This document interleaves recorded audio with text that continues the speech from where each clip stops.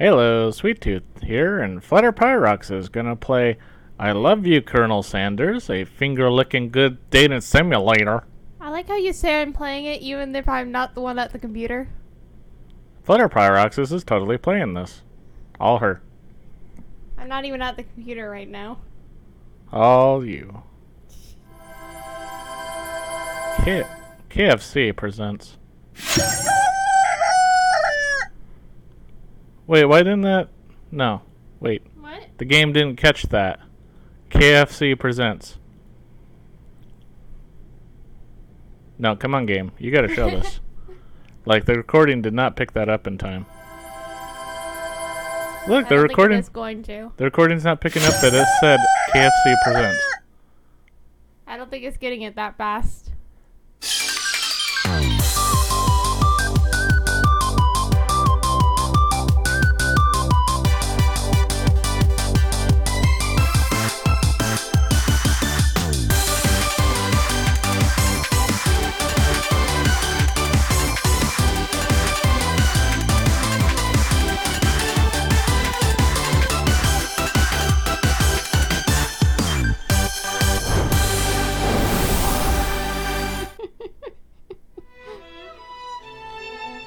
Wow.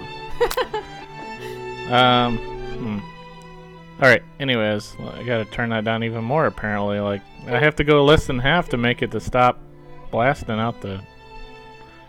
Okay, I also... When you do the game capture on the EXE, the thing is, I love you, Colonel Sanders, right? So it's ilicks. ilicks.exe. What? Oh, this is weird. Yeah, see? A finger-looking good dating simulator with ilicks.exe. Colonel Sanders. Enter your name so we can get started. Shippo. Oh my god. Let's see how Shippo dates Colonel Sanders.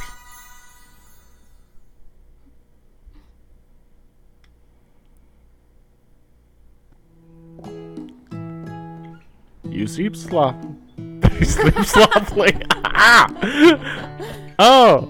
Tom. What is this, a boy band? Yeah. What's he doing? Admiring the sky? Apparently. Is his eye straight? It looks kind of derpy.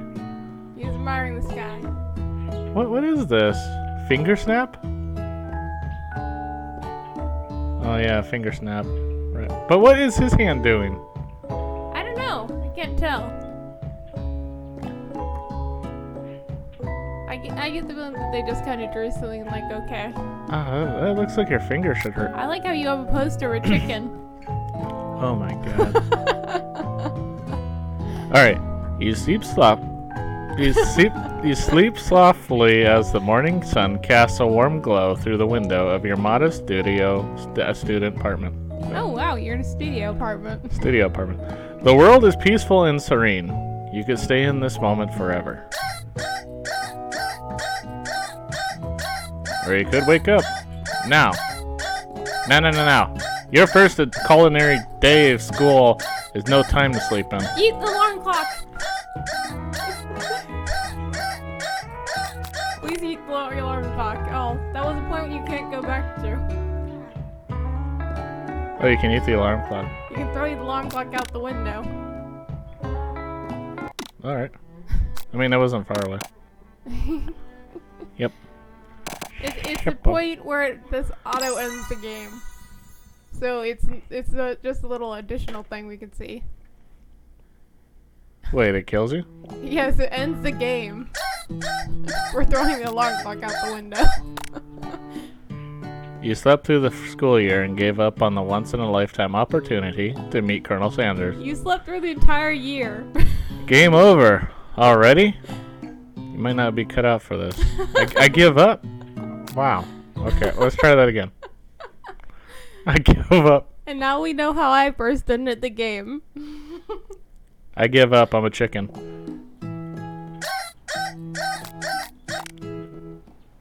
Lying in bed, you stare at the ceiling, thinking about everything that awaits you at the prestigious University of Cooking School. Academy for Learning. Your mind begins to wander. Who will be there? What will you cook? What should you wear? Time begins to fly by, and you find your imagination getting away from you.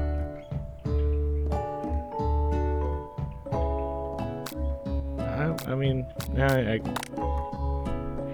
I'd be serious about it.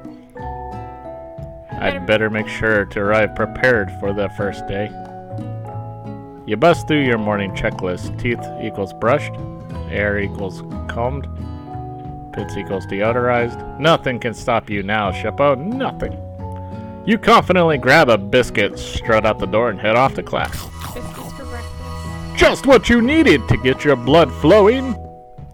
Standing in the quad, you gaze up upon the magnificent University of Cooking School, Academy for Learning. Learning. Here comes your lifelong best friend forever, Miriam. She's the most adorably awkward person you've ever met, and you absolutely love her for it. Good morning, Chippo. Are you excited for the first day of the rest of our lives? Actually, I'm... Because I sure am excited, a little nervous. Okay, a lot nervous. What's the... It's just that this morning I made breakfast for myself, but when I ate it, I couldn't taste any love in the food. What if I'm no good? What if I fail? Classic Miriam. Raised by Master Chef parents, she's always held herself to a very high standard. Ever since we were little babies, playing together, and you rescued me from that quicksand box, it's been clear to me that you're the most loving, caring person I know. You're going to do great, kid. You're gonna go far, kid. With the University of Cooking School's Academy for Learning's famous 3-day only semesters, I'm afraid of being left behind and never catching up. A sweet girl, Miriam has always had a flair for the dramatic. This summer, she got so nervous about her first kiss that she chipped a tooth, practicing on a mannequin. Should you pep talk her or change the subject to give her some relief? Pep talk? Remember last month when we saw that fortune teller and had our tarot cards read? That lady with the mask gave me nightmares. I've been trying to forget. I know she looked spooky, but she was so sweet. And she told you that you were destined for great things. Remember that card with the fancy-looking tower? And that other card featuring the handsome fellow in the red suit? I've waited for so long to meet a handsome fellow I could call my own. And I'm sure you will soon. In no time, we'll be never mind. And you'll be delighting the world with your heartfelt cooking in no time at all. But I've just been friend-zoning you so hard. As you talk, Miriam up, you can feel her nerves begin to ease. You know what? Maybe everything will be okay after all. And if not, at least I have these killer bangs. Can you believe I cut them myself? You can definitely believe it. I cannot believe it. Okay, you're a liar. Before you can get another word out, you're rudely interrupted when someone smacks their books and custom-engraved measuring spoons out of your hands and onto the ground. Hey! Is that a bully? Oh. It's Ashley. Ashley? It's what? Why's her knee right there? It's Ashley.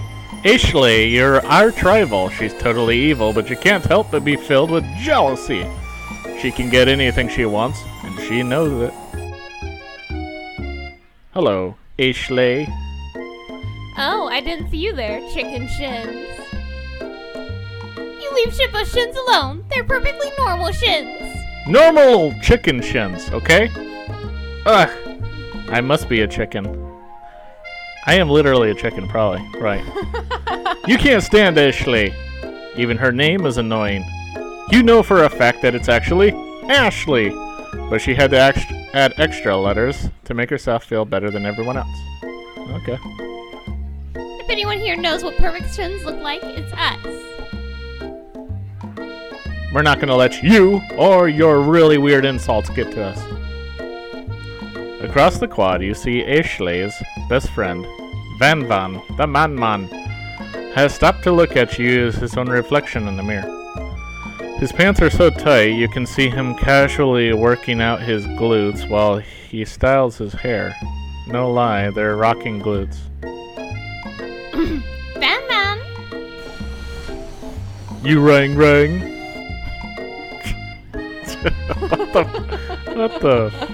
What?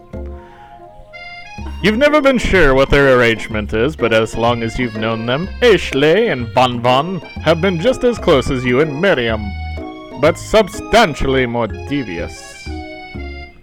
I can't believe that University of Cooking School Academy for Learning would ever allow people like you to attend as students. I know, right? You think they'd just hand us our diplomas now? Or maybe hire us on as professors. You amateurs could learn a lot from us. With the first day of school about to start, there's just not time to properly tell these two off, so you resist the urge. Let's go, Miriam. See you later, losers. As you approach the door, you see a goofy-looking kid pushing hard against the window directly next to it. Oopsie. I think it's broken. You reach forward and easily pull the door open. Oh, that should do the trick. I love you. Oh, okay. I think you mean thank you. My name is Pop. I was named after my Pop. He is old. Okay. Could someone like this also be a student in the school? He must be one heck of a sheck. Also, his name tag clearly says Bob. Bottom of basket? But I guess he's reading it upside down. Oh. Hi, Pop. I'm Shippo. So, are you going to make me hold this door all day, punk? No. And with that, the young man walks into the building ahead of you. Aww. Is it just me, or is he kind of cute? I think it's just you. You both shrug your shoulders before following him into the building. You You're stand. the protagonist seat. I spot the chicken. You stand at the edge of the room, unsure where to sit. Other students wander in and keep themselves busy chit-chatting. A scruffy-looking pooch takes his place at a podium at the front of the class. Adorable. Now, quiet down, everyone. Who is this unreasonably cute pup, and why is he in our culinary class? Miriam, why are you standing up? USB Sprinkles, head instructor and CEO of UCSAL. Please, call me Professor Dog. I may be cute and little and fluffy, but I still demand respect. Woof! What? A cute dog is our professor. This is the best school ever! I guess only a dog's nose is capable of picking up all the nuances of fine dining. Out of nowhere, wind begins to rush around you as a swirl of cherry blossom petals fill the air inside the classroom, causing a mess. I'm chilly. Someone close the window. And then he walks in. You're immediately swept up in the aura of this new student and his remarkable goatee. Who knew anyone could be so handsome? Time stands still. It's him, Mitz. If it isn't my favorite student, Harlan. Colonel Sanders interrupts Sprinkles. Sorry, Professor Dog. Before he can finish his sentence. Please, call me Colonel. Colonel Sanders. A hushed murmur rolls throughout the classroom as Colonel Sanders walks down the aisle of desks. Suddenly the room is sweltering. Sweat begins to bead across your brow. You feel like everyone is looking at you, and you're not entirely wrong. And This over here must be Sweaty Sweat's lot. Maybe we should open that window back up before Miss Fawcett Pitts melts into a puddle and evaporates entirely. Hold on just a second. No one talks to my friend like that. You two both know my name. We were in the same kindergarten class. What is with all the really weird insults? Besides, when Shippo sweats, it's not gross. It's beautiful. Look at that shimmer. I guess. Thank you, now I can see better. Yeah, projected it. Alright, take a moment to clean yourself up. It's a good thing you didn't forget about that deodorant this morning. This classroom is hot, hot, hot! Professor Dog steps in to settle the class down and set some ground rules. Welcome to University of Cooking School. School of Cooking. For cooking school. Hey. Academy for Learning of Learning Academy. The greatest culinary academy in the world of academy learning of cooking. I best to see him. There was a scene that happened in my playthrough that didn't happen here. Really? Yeah, Colonel Sanders was supposed to offer you a neckerchief to get the sweat off. They're like, wow, he's talking about my sweat. Huh. The birthplace of culinary legends, past, present, and future. Many challenges await you. There will be food wars. There will be tears. There will be blood. There might even be a really adorable tiny food. And when all is said and done, there will be a battle. You will lift your sporks and compete in the broom cooking arena. Just then, another student enters the classroom and interrupts the professor's rousing speech. Hi guys, sorry I'm late. I hope everyone had a good summer. I really miss... Quiet. Late to class is bad enough, but interrupting my monologue... You're on the fast track out of here, young man. Are you sure you're even in the right place? Don't you recognize me? This is my my bird year in this school when you have my teachers. Everyone stares at him blankly. Does no one remember me? I'm... You're expelled if you utter one more word before I finish! Let that be a lesson to you students that tardiness is unacceptable.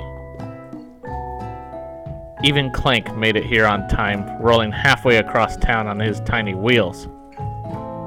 You turn to see the student Sprinkles is referencing, who appears to be some sort of industrial kitchen appliance. Okay. We have an actual stove in here? Yeah. Oh, it's a pressure cooker. Oh, cool. The class bursts into laughter. Oh, Clank, you rascal. Sprinkles walks in the classroom as everyone stands in silent obedience. When he gets to you, he lifts his nose into the air and takes a deep whiff. Your diet is lacking. Based on what I'm picking up here, you definitely need a multivitamin. You should be taking better care of yourself. You never had a talking dog as a teacher before, but Sprinkles' reputation for being smart but tough is well known. You decide to try and butter him up by giving him a bit treat from your pocket, but what kind? Chicken snack. You reach beneath your apron and return with a chicken snack in your hand. Sprinkle's eyes go wide as he locks onto it. His favorite. Well, I think there might be some competition for a new star student. The furry professor immediately devours the snack, leaving your hand slick with a Stop it. You see the other students eyeing you jealously, but pay no mind to them. If they wanted to succeed in life, they should have learned the importance of carrying a range of dog treat flavors on them at all times. Settle down, young chefs. Take your seats and prepare to have your minds open to the amazing possibilities of culinary creation. As everyone rushes to claim their favorite seats, you're left standing at the front of the room. Only two options remain. Hey, Shippo, there's still a seat over here. It seems that no one has claimed this seat next to me. If you're interested.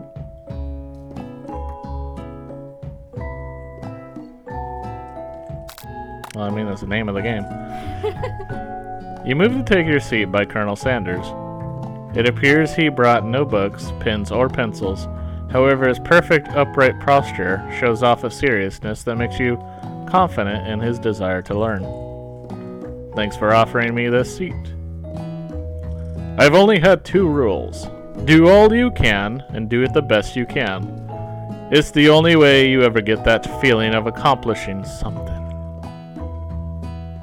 That's so inspiring. A little off topic if you ask me, but okay. As soon as you've settled into your seat, the professor makes an announcement. Think fast. It's time for a pop quiz. Yay, a pop quiz about me. This incredibly important and surprisingly short quiz will tell me if you are ready for life at culinary school.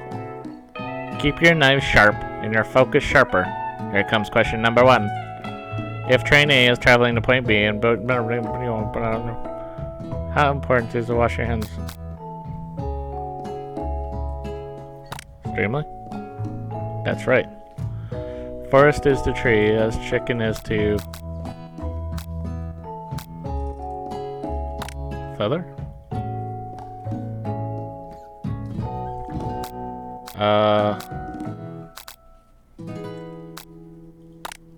A meat tenderizer isn't even a way to eat anything. Oh.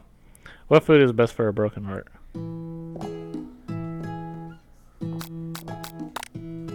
Okay. Sprinkles a good boy? Yes. Okay. There was another option saying he was the best boy. Okay. Cool.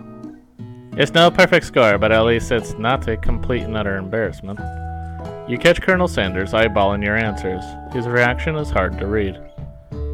May I have your attention, students? I have an important announcement to make.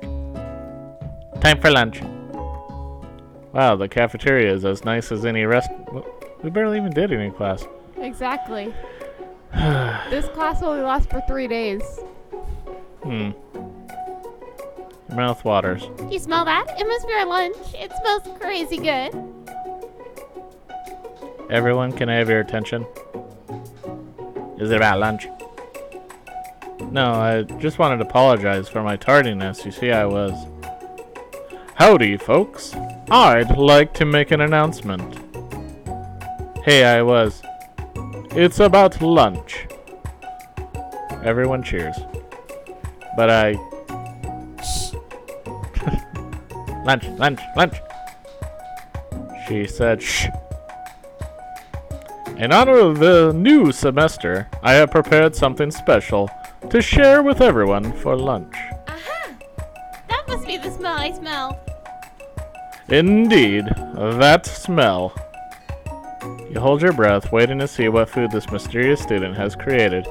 You've heard that he's very talented, but were the rumors true? Is this? Colonel Sanders lifts a large bucket above his head. Its contents glimmer in the light. Piled high are huge pieces of chicken, breaded and fried to a crispy golden finish. The aroma envelops you, and you begin to feel warm and safe. Colonel Sanders has filled a bucket with chicken? What a novel concept. Your stomach begins to grumble, as if to say, stop thinking and start eating. For years I have been developing a secret recipe for the perfect fried chicken. By my calculation, nothing less than 11 herbs and spices are required to achieve the perfect balance of flavors. You look around and notice that every other student has a pen and paper and is scribbling notes as fast as they can. But that's all I'll say about that. What? You think we want your stupid recipe, dude? Pshaw. Nah, my dude, nah. I'm just drafting that last will and testament in case one of those ingredients is poison. Got him. He looks around nervously to see if anyone else is laughing at his sick burn. You wait to see what Zinger Ashley has prepared to follow up, but she suddenly takes a different approach. Yeah, and I was like writing in my diary. Dear diary, today I smelled something beautiful. I knew at that moment that only the hands of a true gentleman could fry chicken so tender. You see her body language change from bitter and evil to sweet and innocent as she slides closer to Colonel Sanders. She realizes that he is destined for greatness and fame with cooking skills like this. She wants him all to herself. Oh, please. Well, Van the Man, if you don't want any. I'll take this. I'll take his. Whoa, hold on. I mean, I guess I'll try it. He takes one bite and his eyes grow wide. He starts contorting his face as he tries to hold in pure exhalation and act unimpressed. It was poisoned. Easy now. There is enough for everyone. I tried to poison everyone. Please, my fellow classmates, dig in and be poisoned. You take one of the pieces of fried chicken out of the bucket and sink your teeth into it, exploring all the MSG flavors. It's amazing! Tasting Colonel Sanders' foods transports you to another dimension. Alone with your taste buds gripping, you float weightlessly.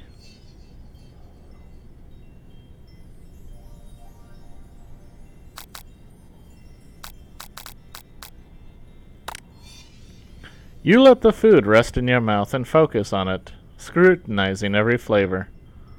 Salt? Maybe. Pepper? Too obvious. Oregano? Basil? Maybe, but there's something else. Something dark, something spicy. You dig deeper. Deeper. Deeper. Yes, even deeper still, until you find it. Could it be a white block? He really did it. How bold. How adventurous to use blank statement.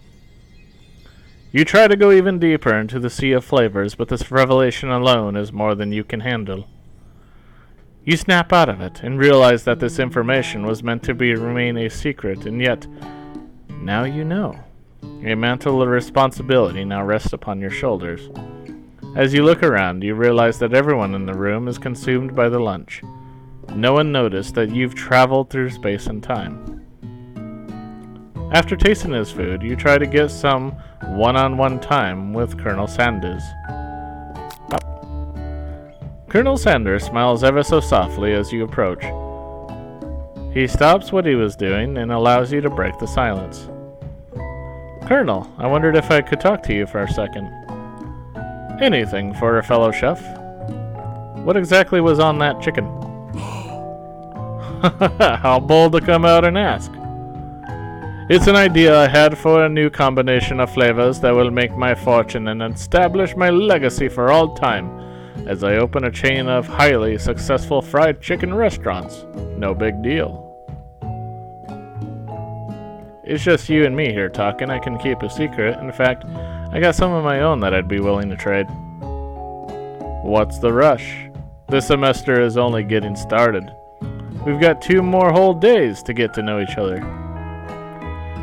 He's clearly not going to give it up easily, but it doesn't hurt to be persistent. You know what they say about secrets, Colonel. Shouldn't learning be fun?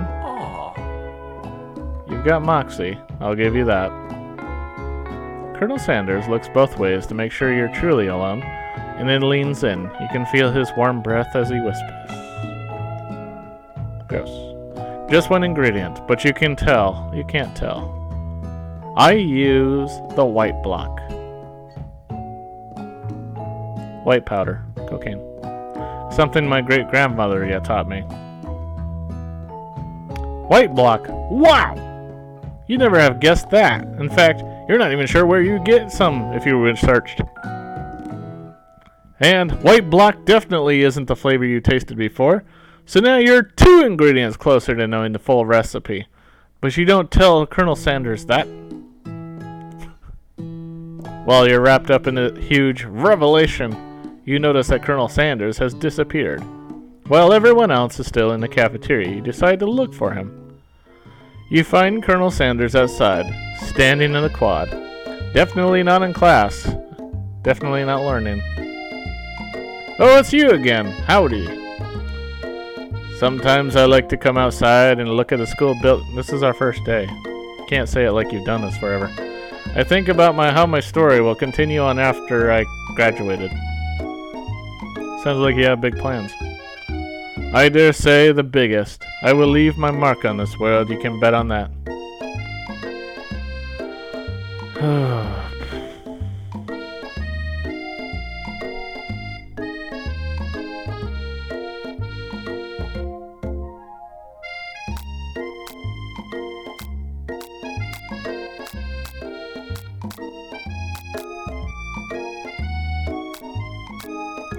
Why not go for 12 ingredients? You know about that? I was thinking about your secret recipe. I don't doubt it. It has a way of leaving an impression on all who taste it. You decide to show him that you also know a thing or two about blowing minds with new flavors. I actually had some thoughts on how you could improve it. Improve it? You want to change my secret recipe and you think you can do better? Have you ever had habanero peppers? Heard of them! I tend an entire garden of chili pepper varieties. Habanero, poblano, cayenne. But that's not the point. You can't just toss new ingredients into my secret recipe and expect to improve it. A recipe is about balance. It involves careful consideration and refinement. I didn't mean to. Let this be the last time you improvise my recipe, Shippo. I'm headed back to the class for the next lesson. Fine. Get out of here. Total's just making him angry. Guess so. You better head back inside, but you wait for a moment. So that Colonel Sanders doesn't think you're desperately chasing after him. You step into the massive cooking arena, where the afternoon lesson will take place. Each student gets an oven and all the tools and ingredients they could need. Look at this place. It's magnificent. Finally, we get to show our stuff. Wait a second. Oh no, we have to show our stuff. What if I totally blow it? You're not going to blow anything. Except maybe kisses to the crowds of fans you're going to earn with your signature. Oh, adorable tiny food creations. Welcome, students, to the cooking arena. For today's lesson, we'll be cooking with partners. Hurry up and pair off. Naturally, Miriam looks over at you, but unable to control yourself, you pounce on Colonel What? Why? Hey, Colonel, would you like to tackle this lesson as a team? A team of two, that is, me and you. You and me, if that wasn't clear. Wanna be my partner?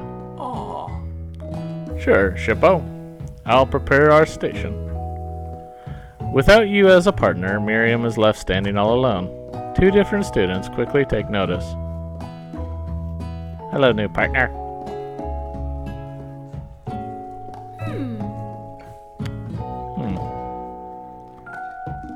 Oh my, two potential partners. So sorry, gentlemen. I don't know who to choose. It looks like you'll have to pick for her. Friends' duties can be a little awkward. That's the price you pay for not being alone forever. Who do you want to ask to be Miriam's partner? Pop or Clank? Probably Pop, right?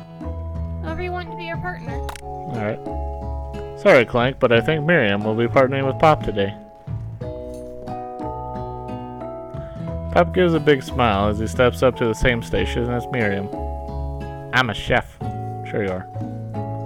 He holds up a banana and without peeling it, proudly eats it. Oh my god. It's disconcerting, but Miriam is too kind to act grossed out. I love your enthusiasm, Pop. She looks at you like, really this kid? But it's too late to change your choice now. Now it's time to focus on your own cooking classwork. Yeah, but now you got her upset with it. Guess I'm just upsetting everybody. Alright, you two. For today's lesson, we're going to keep it simple. Pick a basic dish and divide up the steps.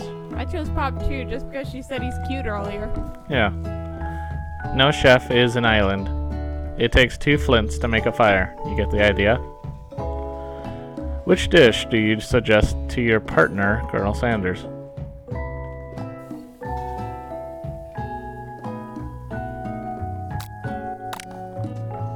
I've always been something of a down-home chef. I was thinking we could make something warm, inviting, comforting. Maybe mashed potatoes. And gravy? I couldn't imagine one without the other. Colonel Sanders casts a coy look at you, causing your whole face to go beet red. Embarrassed, you quickly turn away. I'll go get the potatoes. No, please, let me. Picking perfect produce is a passion of mine. Looks like things are getting pretty fresh around here. Does someone have a crush on Colonel Sanders? We're just cooking partners. Mind your own business. Sanders' heart is my business, and you better keep your fingers off my man. Did someone call for me? The man, Von Von. No geez, Von Von. I'm over here crushing Chippo's dreams. You're supposed to be taking our classwork. That was the deal, remember? Colonel Sanders returns to a guitar riff, arms full of field potatoes. He tosses them into boiling water and turns his attention to you and your old friends. Oh, howdy there, Ashley and Von Von. The Mon Mon. Are we working in a quartet instead of a duet now? Actually, no. It looked like Chippo was struggling, so we offered to give him a hand. You know how it is. These young amateur chefs need a lot of mentoring. I was going to say, Colonel Sanders, maybe I could also teach you a thing or two about fancy food. Maybe one day you might be able to get up to my level. Ha! I doubt it. Don't be rude, Bon Bon. Personally, I have no doubts whatsoever about Colonel Sanders' ability to concoct creations worthy of admiration. After all, your fried chicken was quite spectacular. Colonel, if you ask me, I might make a better partner for you in this thing that has positioned itself at your station. When you feel deep down, we cast complementary shadows. We fit together like a thigh and drumstick. It makes sense. Nothing about this makes any sense, but one thing is clear. The guitar riff is... Okay, I thought it stopped. She's coming for Colonel if you don't watch out. Ashley is really going at it you hard. You need to ask for some backup here before things get ugly.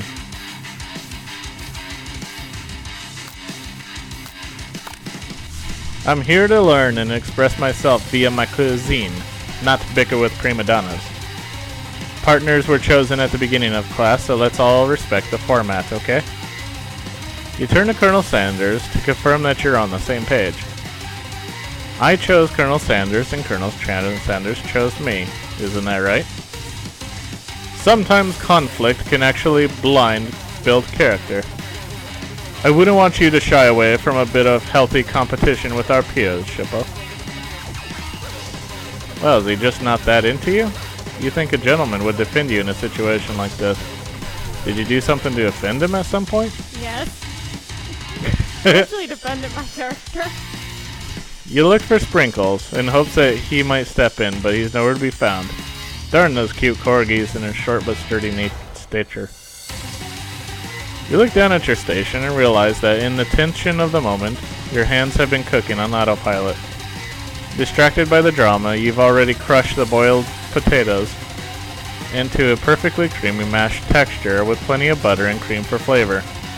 It's as if your natural passion guided you through the steps you know so well, while your attention was elsewhere. I know just what to do. Colonel Sanders extends his hand.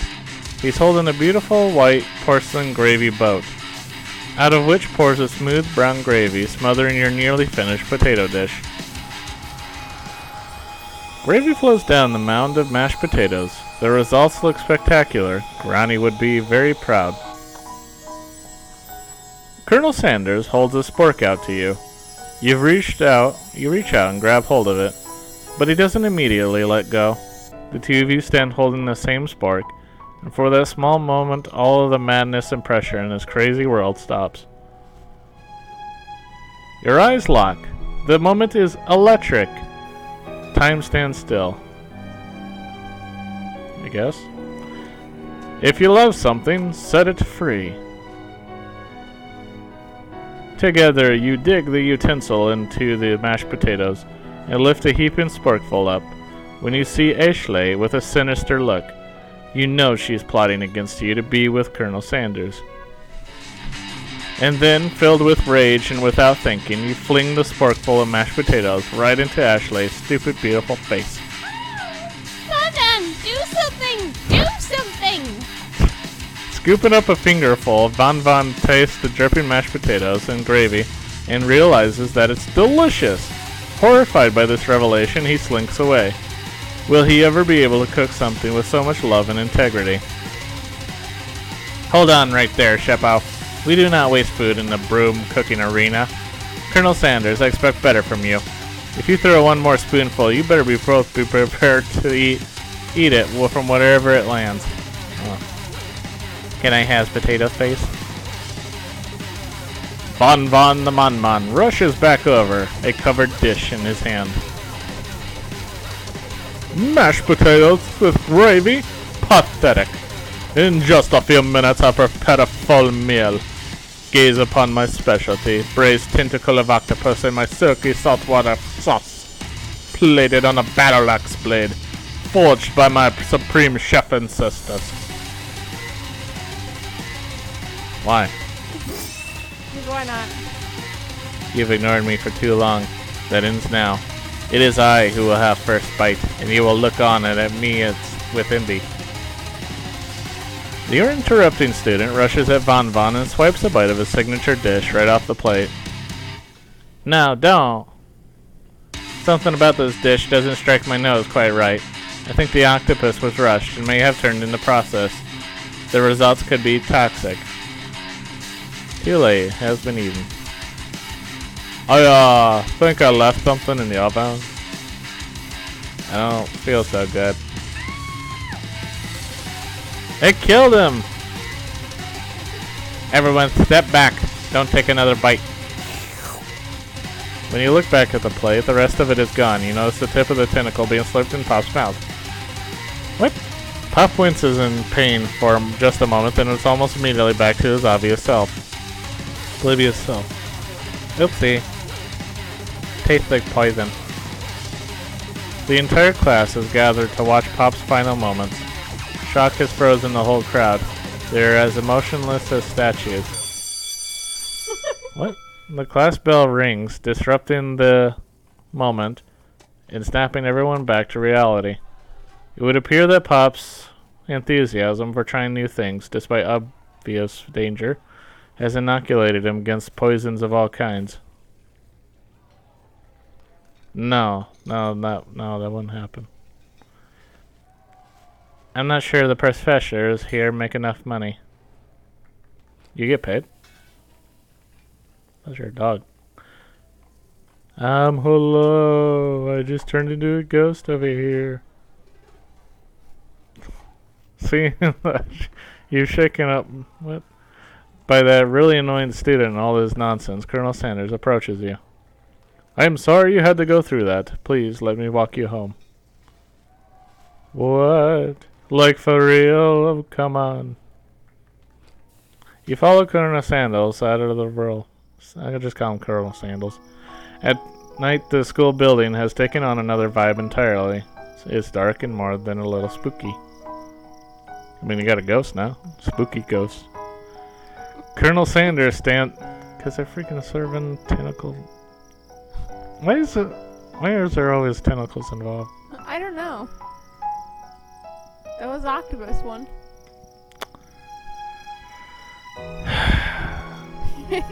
Colonel Sandals stands in the quad's neon glow and speaks softly. Those mashed potatoes you made in class today.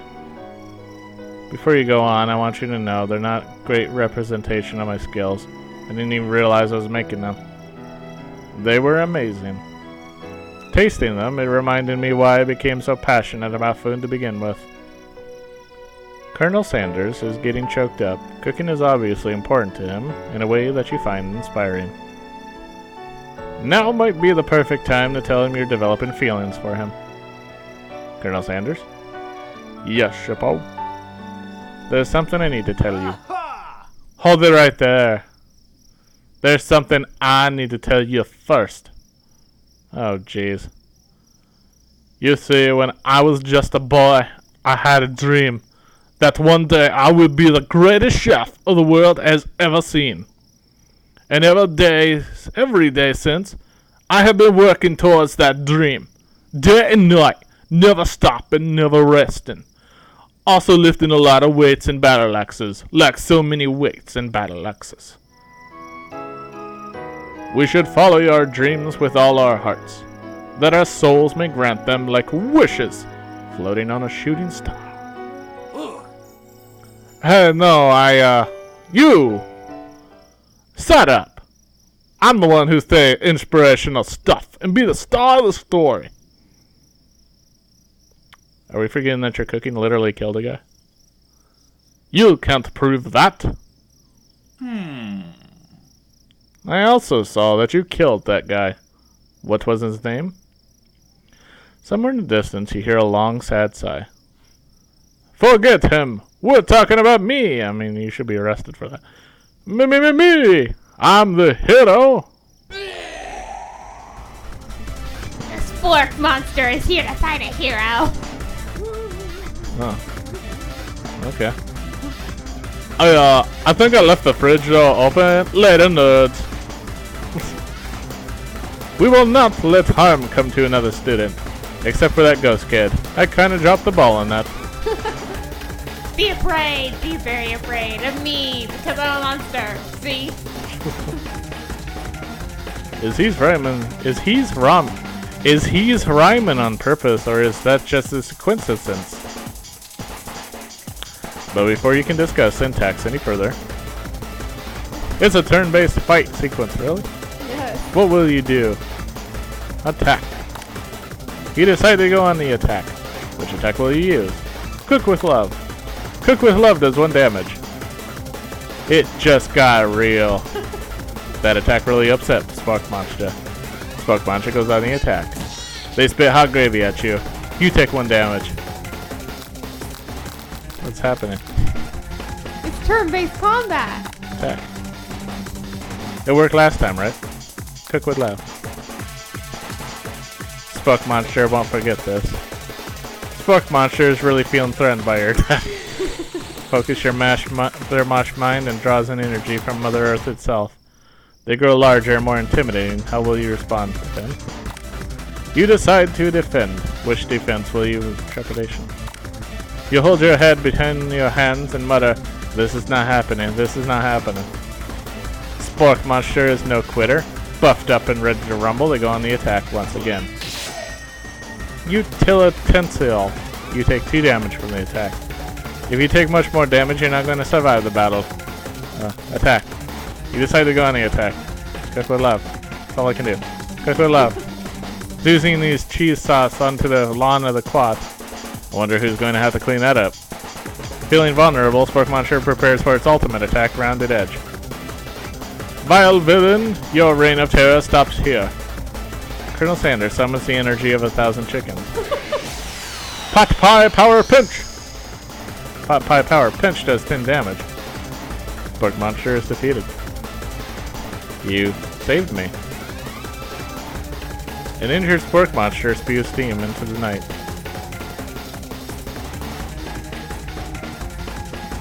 Spare this wretched beast. You manage to tamp down your disgust at the sight of this gnarly beast long enough to realize that he is still a living creature with a pure soul who deserves your pity, not your wrath. Be gone, beast, and don't you dare come back for a follow-up encounter tomorrow. I won't forget this, and I certainly won't be back, like you said. Okay.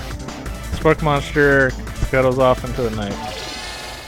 The defeated monster left behind a special item. It appears at first to be a cookbook, but upon closer inspection it's so much more. It's a book of magic spells with a golden chicken on the cover. Okay. It looks like dark and evil, but okay. You open the cover and find the library card tucked inside. You better not say we owe dues now because it's not been returned. The last name to have signed it out is Barco. Sporko. That name sounds strangely familiar. Your blood is pumping as you stand in the quiet of the night holding a mysterious book in your hands.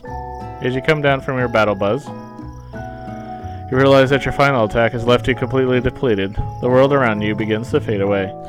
Without any energy, you keep your eyes open, darkness overtakes you. The image of Colonel Sanders flashes before your eyes as you fall asleep. He must have helped you get home. How did you know where we live?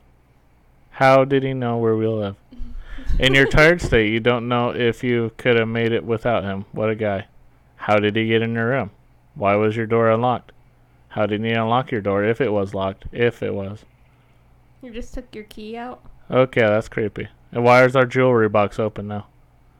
You want to thank him, but you don't have the strength to utter a single word. You feel your covers being pulled up over your...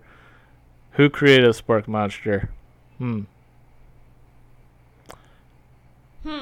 Good night, my Colonel. In your dream, you're together with Colonel Sanders. For some reason, Sprinkles is also there, instructing your love. Dreams are weird. Dreams are weird. Okay. You wake on day 2 and attempt to process the wild visions you had. Were they memories or premonitions?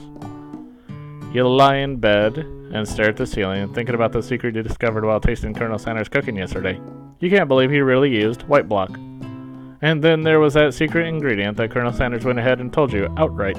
Not much of a secret, huh? It's probably just because he already trusts you so much. Sure, that makes sense. We'll go with that.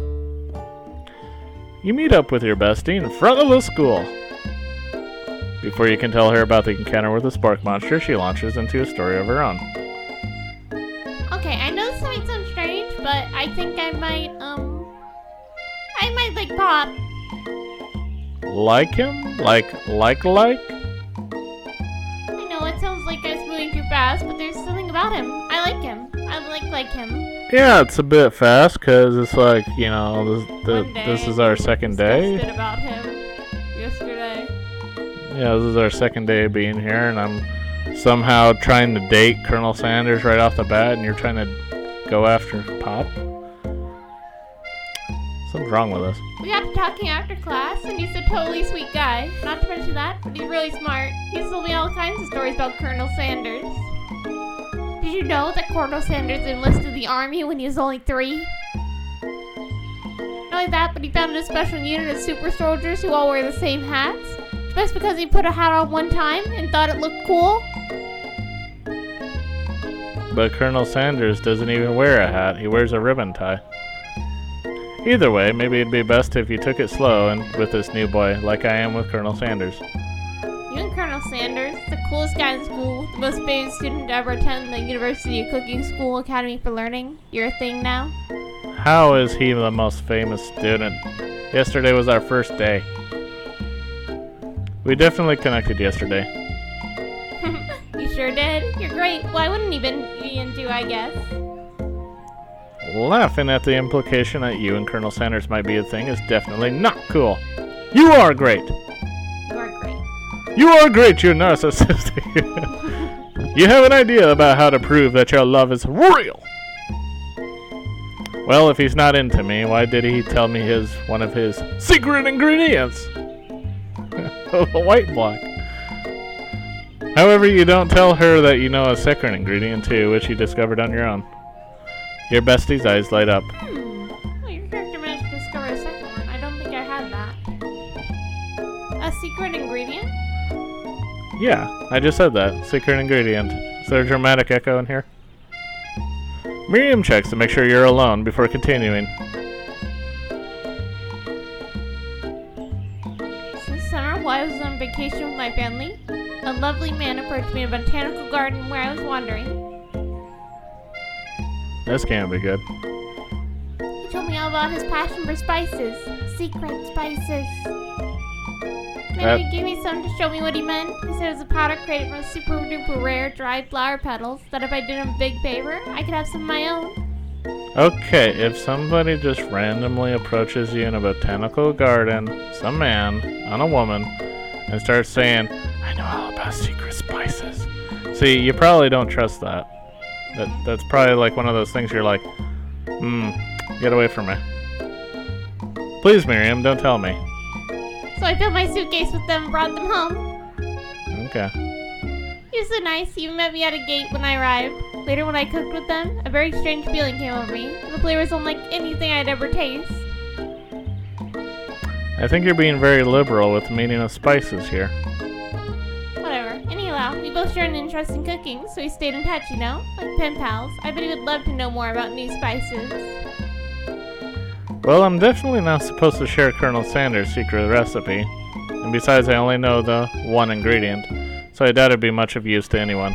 Please, please, please, please. It would mean the world to me. No one has to know it came from you or Colonel Sanders. No. Loose lips sink ships. You quickly think of a fake ingredient. I don't know. How about salt? It was Eye of Newt. I know. Sounds like some kind of witch's potion. What can you do? Eye of Newt? Wow. Her eyes light up, imagining such a thing, and you figure that you've satisfied her curiosity and she'll move on. However, she immediately turns around and does some thumb typing on her phone that you can't quite see. That's probably not good. Before you can ask her to confirm that she was definitely not texting secrets to other people, you're interrupted. A wind rushes in. Cherry blossom petals fill the air. It's Colonel Sanders. He's arriving at school. Run to him? You decide that the best way to show Miriam how serious Colonel Sanders are would be to run up to him. Surely he'll sweep you up on the back of his stallion and you'll ride away together. That'll show her good. Oh, Colonel, my Colonel. However, your sudden movements surprise the horse and it rears up, kicking you directly in the face. Okay. The force of the blow completely knocks you out cold. In the darkness, you see a vision. Ooh, Shippo, I'm here to deliver you a message. Not this guy. It is important that you remember this exactly as I say it. If you forget, the world could end, so you know it's serious. I have been trapped in a realm beyond, but a great prophecy relies on my return. Only you can save me. All you need to do is repeat my name 3 times. And that name is...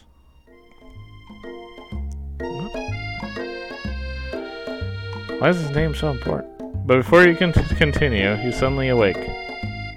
Ah, jeez. Wake the fuck up. He just wants people to remember him. Tending to you. He roused you back to life with a satchel of secret spices, or is that just his natural seasoned musk? You can lean in for a guess? Is that really what you want to do right now? No? Well, compliment the craftsmanship of his horseshoes. Maybe you shouldn't be riding a horse to school. Maybe you shouldn't be running up to animals you don't know. It's hard to say who is in the wrong here. But one thing is for sure, that Colonel Sanders is pretty dreamy. Shouldn't you worry that you have a broken nose or something? You just got kicked in the face by a horse. That horse has beautiful shoes. I could really feel how smooth and sturdy they were when they were pressing into my face. The weird thing is that's what you were supposed to do here, and I messed it up during my playthrough. Because I decided to stay back away from strange animals. So you have to run up. You have to run up to the and horse. get kicked in the face and it'd say, oh, it was nice. Yes, you did it exactly the way you were supposed to. That's nice to hear. I especially enjoy a little girl getting kicked by my horse and saying how great those shoes were. This is the kind of thoughts that I brought into my corporate style of stuff. No one truly appreciates good craftsmanship anymore. Oh my god. Well, that Colonel Sanders disappears into the school. Yeah, get out of here. Get your horse out of here. Leaving you and Miriam. What's a horse eat? Chicken? Mashed potatoes? What happens if you stay behind? Is he's just like, oh, well, don't worry about that. He knows the way home. The horse apparently walks home alone. What was the secret ingredient, MSG? When you enter the classroom, you can see your 2 rivals, Ashley and Bon Bon, are doing something bad. By the way, they're hiding. You know it must be really bad. Like counterfeiting recipes bad. Experimenting with restricted ingredients bad. Summoning a demon bad. You try and get a peek over Von Von's hulking shoulder. But he sees you coming. Well there, little one. I'm not sure you're ready to handle this. Why don't you make like a bee and mind your own wax, honey?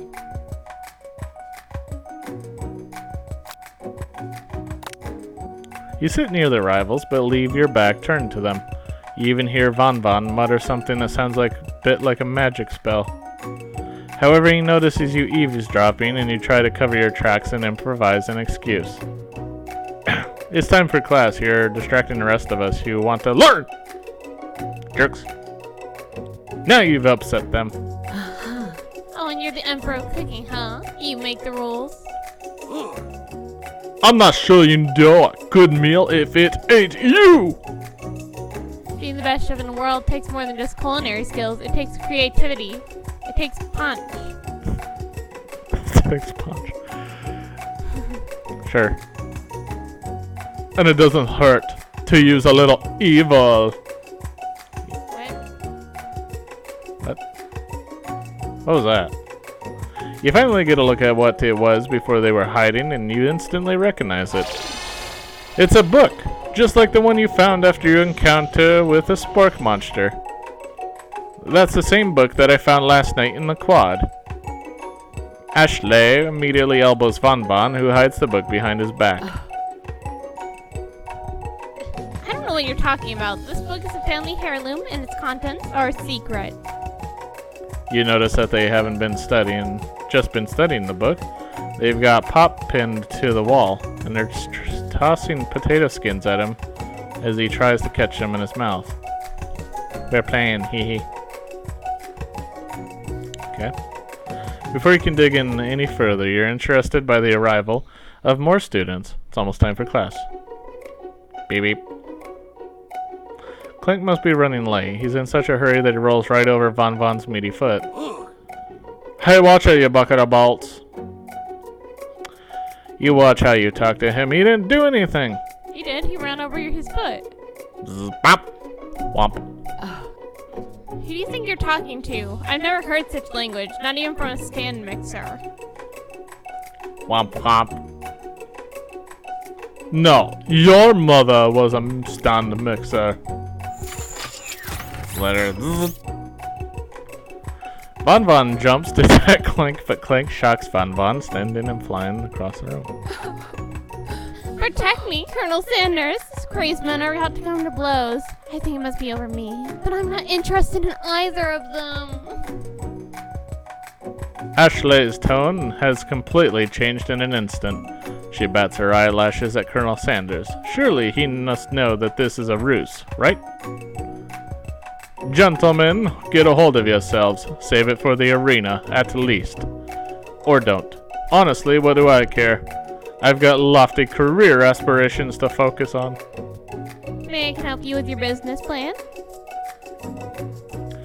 Just then, Sprinkles arrives to signal his true start of the class day. He's panting, which doesn't seem that abnormal. He's a professor, but he's also a dog. Students, please take your seats. I apologize for my late arrival. I spent the morning chasing a car all around town, and my tiny legs are very, very tired.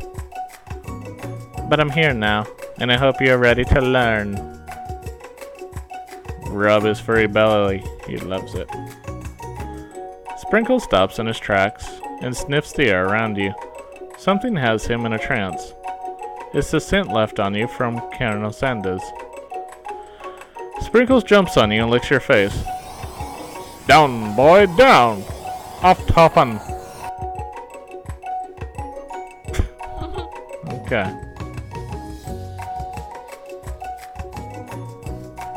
This is kind of like a weird stance. I don't know why.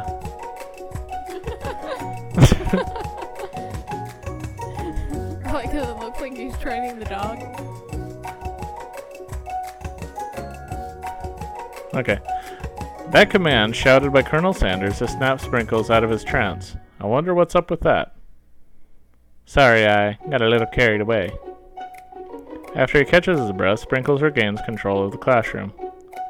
Without further ado, we'll review the global history of my favorite fowl, the chicken. You want to pay attention to the lesson, truly you do. Which is why in 1776, at the signing of the Declaration of Independence, it was a chicken who first signed their name. But you can't help but daydream about Colonel Sanders, and you miss most of the important parts. When you come to, Sprinkles is holding a tray of food in front of you. Well, Shippo? Naturally, this appears to you to be a sample platter. Which item do you want to sample?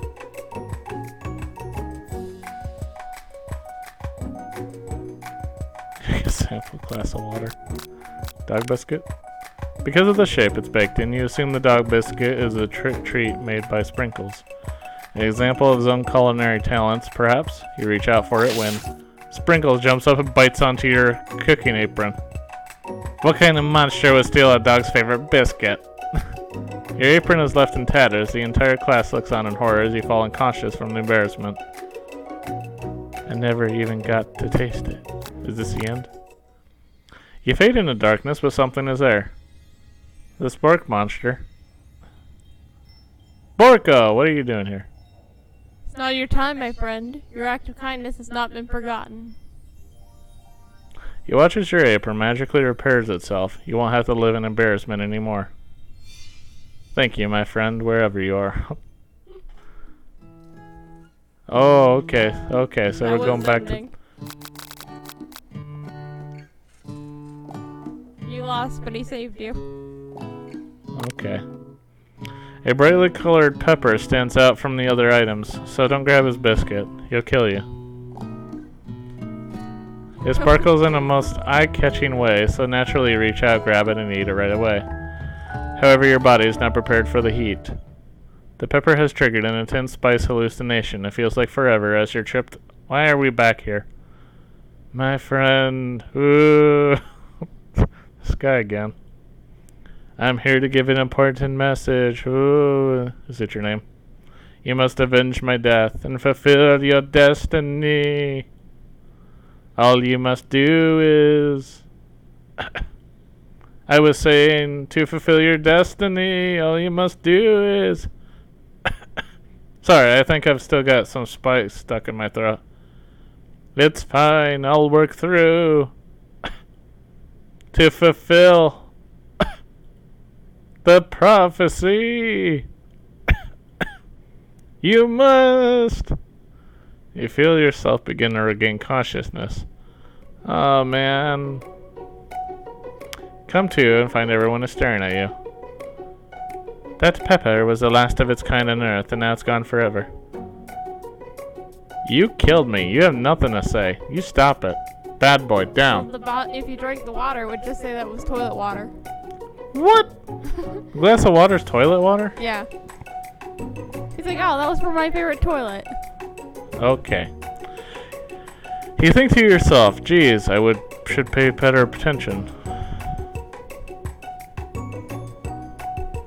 We all make mistakes. I'm sure I'll forgive you someday. Come on, it's time for lunch. Before anyone can relax, the cafeteria lights dim. And your arrivals enter to make a dramatic announcement. Today's lunch will be prepared via timed competitive cook-off. The level of theatrics with these two is off the charts. Tell them you're on. A bit of lunchtime competition, eh? Count me in. If I have to wipe the tables with you fools before I set my lunch down on it, then so be it. I'm not the fool, you're the fool. Good one, Van Van. I like your gumption, Shippo. I'll be watching your performance. Just as things reach a boiling point, Sprinkle steps in. Surely he'll put a stop to this madness. Now, students, please settle down. This is a lunchroom, not a sports ring court. Finally, a little sense. You breathe a sigh of relief. At least not until we turn on the timer. Just then a huge light blasts you in the face, flashing the words, timer ready. That's what I'm talking about. Aru. I stand corrected. The hard way builds solidly a foundation of confidence that cannot be swept away. And that's an original quote by me, in case anyone was wondering. I hope its message lifts you to victory. Like a diamond, I was formed under pressure, and now is my chance to shine. I will defeat you myself. You had his chicken, and you made mashed potatoes and gravy on day one. You're feeling like you can really impress him again here. It's time to boil some water for the mashed potatoes. Think fast. If the timer runs down, you'll be forced to pick randomly.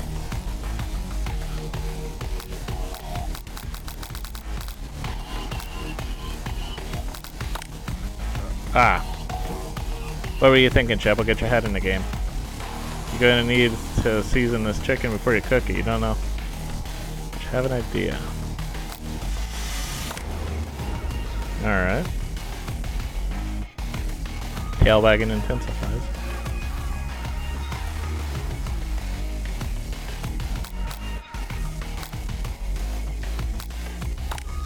I don't know. Next question. Your classmates are rooting for you, but Ashley is simply stronger and faster than you. Better pick up the pace if you want to survive.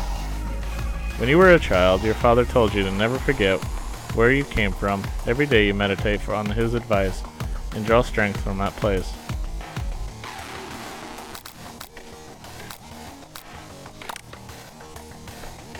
Okay.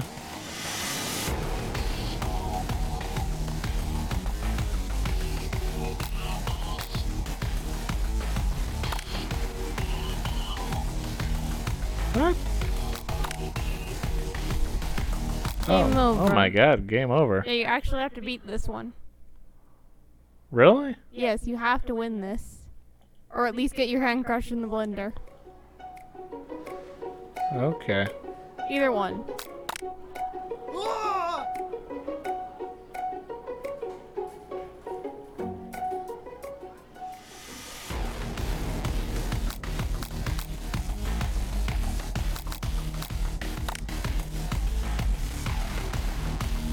How would you have gotten to school without knowing that?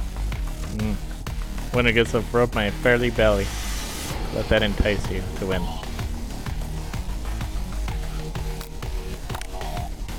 Alright.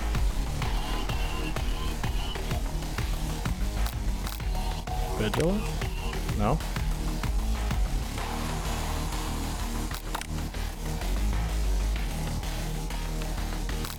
Alright.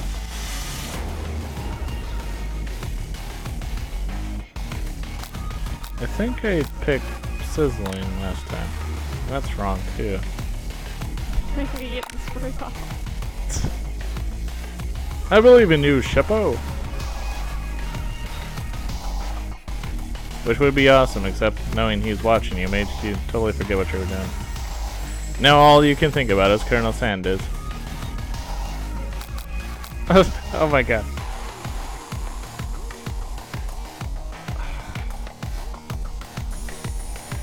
What a hunk.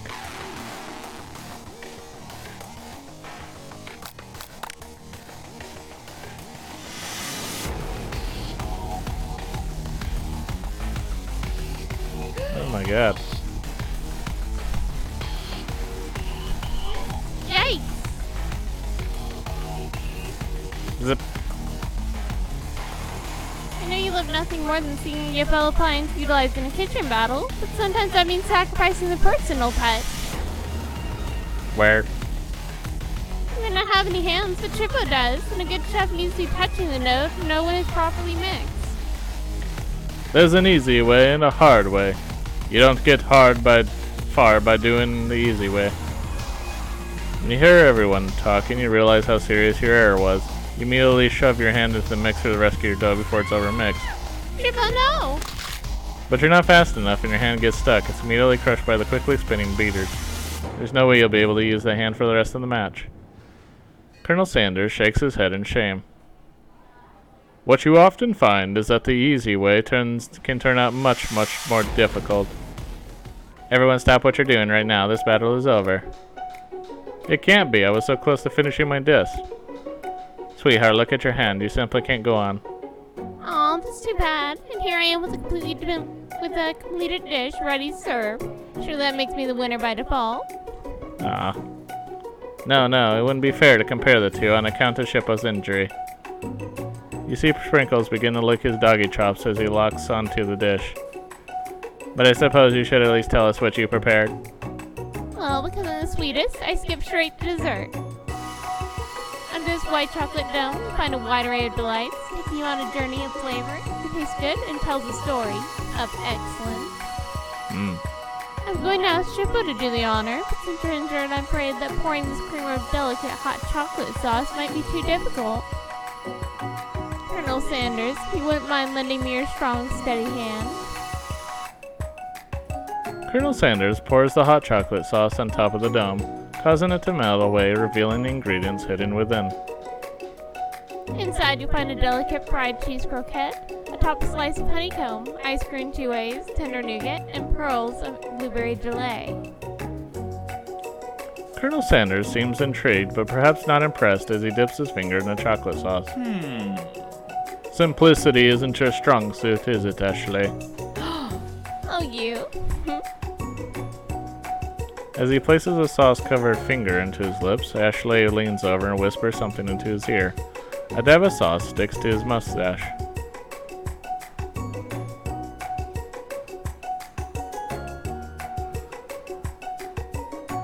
Internalize the rage you feel, or put yourself between.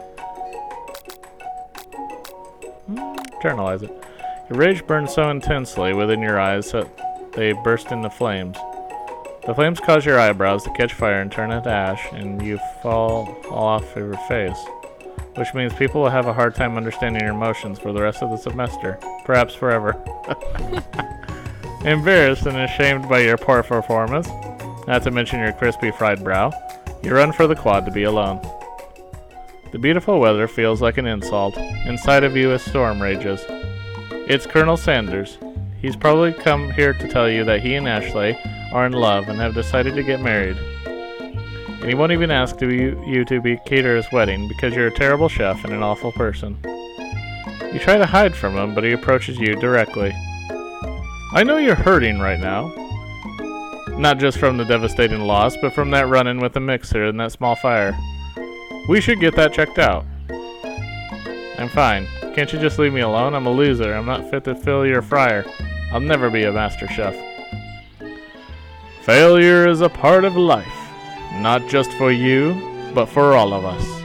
Do you think I'd never failed at anything before? That's exactly what I think. Well then, think again. I wasn't always the man you see before you. Enrolled in culinary school, incredibly handsome, successful, motivated. Well, handsome, sure, I was born that way. But I've walked other paths and arrived at dead ends. I was passionate about life, but I failed as an obstetrician. I was passionate about justice, but I failed as a lawyer.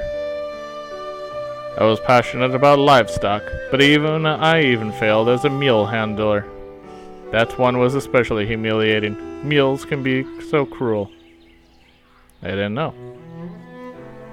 People see my delicate ribbon tie and my well-kept beard and assume that I've got it all together. Which is true now, but it hasn't always been. Sounds like this guy could really use a hug. I resolved then that I was going to mount to something. No amount of hours, labor, or money could deter me from giving the best I had to give. As Colonel Sanders changes focus, you can see something ignite inside of him, a burning passion. One has to remember that every failure can be a stepping stone to something better. My new dream is pure. It's honest. It's something that a humble man in a crisp white suit can be proud of. I will create a new chain of chicken restaurants that will bring joy to the entire world and make up for my past misdeeds. Yay. Just as your moment grows intimate, you're interrupted by a threatening, shadowy presence. Bark monster. Barko. It's I know I said I wouldn't be back, and after the whole fight to the death thing, maybe you don't want to see me anymore, but I wanted to say I was wrong to attack you, and I apologize. I know it's like having to look over your shoulder. Monster problems, am I right? Thanks, Barko. I'm glad there are no hard feelings. Getting jumped by a giant creature in the dark of night can really rile a person up. I always want to apologize for the way I switched right into attack mode. I know that you're strong, and cooking school can put a person under a lot of stress. I used to go to this school. Wasn't always a spork monster, you see. I don't believe it. You were a human once? Well, no, I was a golden retriever, but I was still a student. Until some days of me and kids with a magic spell book cast a magic dark enchantment on me, and I was forever transformed. Oh. A magic spell book. Precisely. I procured a copy for myself. Somewhere along the way I lost it. If you find such a book, I beg you, respect it. You're a powerful chef and shouldn't rely on such dark and evil magic. No, you should be protecting the innocent for those who would cheat them through sorcery and guile.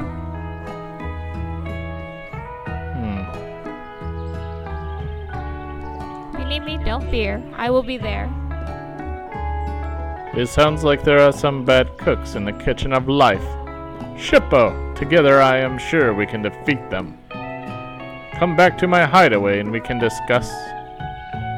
A personal invite. You can't imagine what Colonel Sanders' home must be like, but it sounds like you're about to find out. And not take care of your broken hand. Stepping inside Sanders' home, surrounded by his things, you start to feel a special bond with him. As a baby, he had the white beard. Really.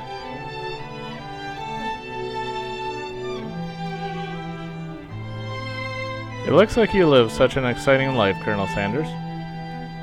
Every day can be an adventure if you approach it with the right attitude.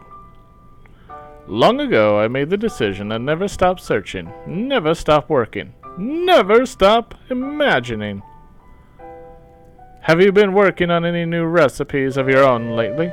I'm always excited to talk about food with another ambitious chef. Well, there is something. It's just a side dish that I've been tinkering with, trying to find the right balance of flavors and textures. I'm not sure I've nailed it yet, but I'm close. Colonel Sanders' eyes perk up as he starts to wonder what dish he might be describing. It's meant to pair with something spicy or something crispy. Both, perhaps? Now you've got him right where you want him. Should you reveal your new creation or keep it secret just for you? Reveal it? You decide that you're ready, as you'll ever be, to share your original cooking with Colonel Sanders. Before you can talk yourself out of it, you decide to dive in head first. You reach into your lunch bag for a special dish that you've been keeping on ice all day. I present to you my original coleslaw. The shredded cabbage dish glistens in the light of Colonel Sanders' luxe hideaway. Magnificent! Together you chow down on the creamy slaw until just a spoonful remains in the bowl. Do you mind if I hold on to the last bite? I'd like to have it around so that I can admire its taste later and think back on this moment. You could offer him to make him more, but he seems like a very sentimental kind of guy. Sure, why not? Just throw that out when it starts to rot. Please make yourself comfortable. I'll be back in just a moment. You realize that now would be the perfect time to do some snooping. Around the room are various items that you can look closer at. Each item seems to radiate memories and emotions. Tap on an item to discover about the Colonel. An adorable little baby boy crawls across the floor. From the goatee and mustache combo he sports, you figure that this must be Colonel Sanders himself. That, or maybe it's a drumstick that he seems to be waving like a rattle. Who frames a baby picture of them just themselves? Probably the same type of person who would make their own face the logo of the company that founded, am I right?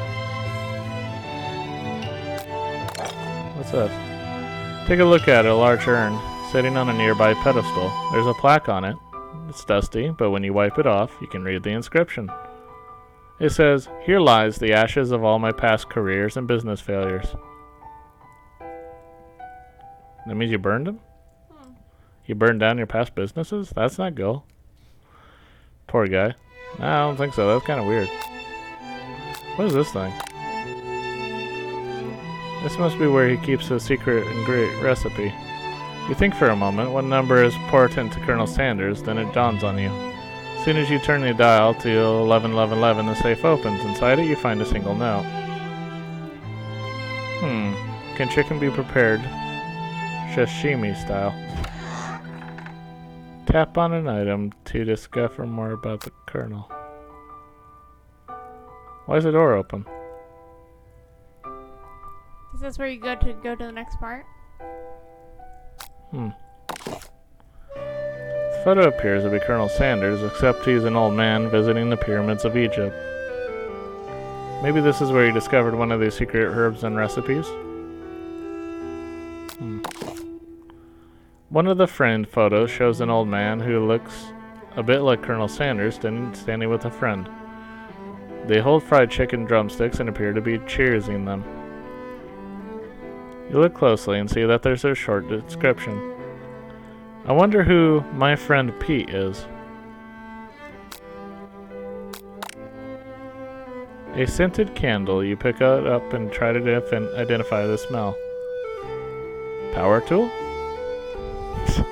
Freshly starched collar? Piece of wood floating in a lake? Summer of '69? No, it's one of the secret recipe ingredients. It's white block. White block number 3. A lock of silver hair is woven in through the teeth of the comb. Upon further inspection, you realize that the hair therein isn't just silver in color. It's actually made of spun silver. Okay. You notice a very realistic stuffed chicken sitting on the corner table. When you pick it up, you realize it isn't just realistic, it's real. Taxidermy must have been important to Colonel Sanders when it was alive. A little note clip to the chicken's foot reads, "The true state bird of the great state of Kentucky."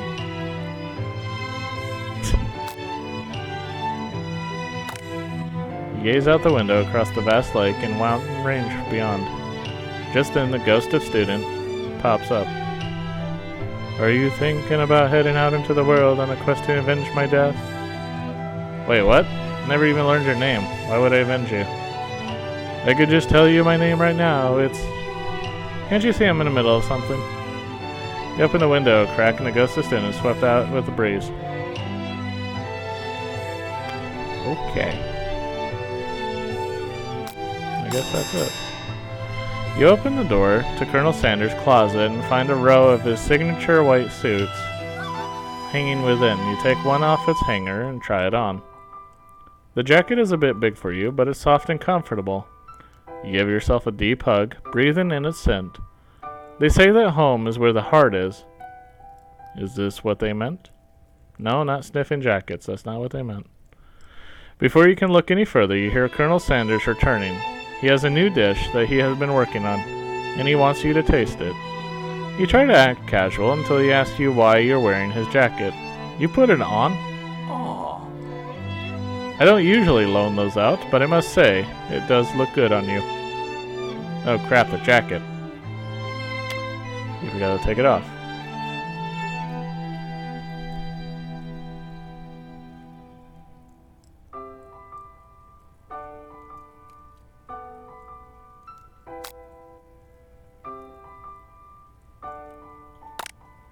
You confess.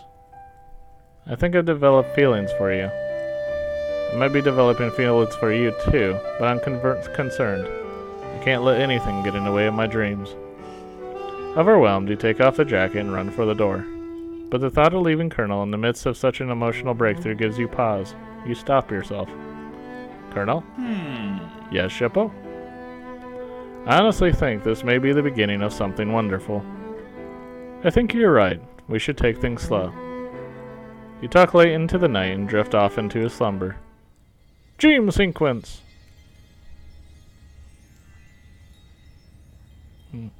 Okay. You wake to a beautiful morning in Colonel Sanders' hideaway. Did you make the right decision on how to respond to Colonel Sanders? Only time will truly tell. Today is a day that could change the rest of your life. Think about the new secret ingredient you just learned about. In some jurisdictions, it isn't even legal, but if the recipe is a secret, how will they know? Your thoughts are interrupted as Colonel Sanders emerges into the room. He's holding a gorgeously plated breakfast and your mouth waters at the sight of it. Here's a simple breakfast I just whipped up.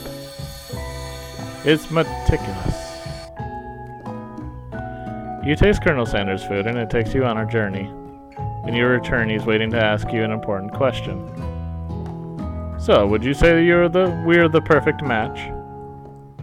How presumptuous. My cuisine and your taste buds, that is.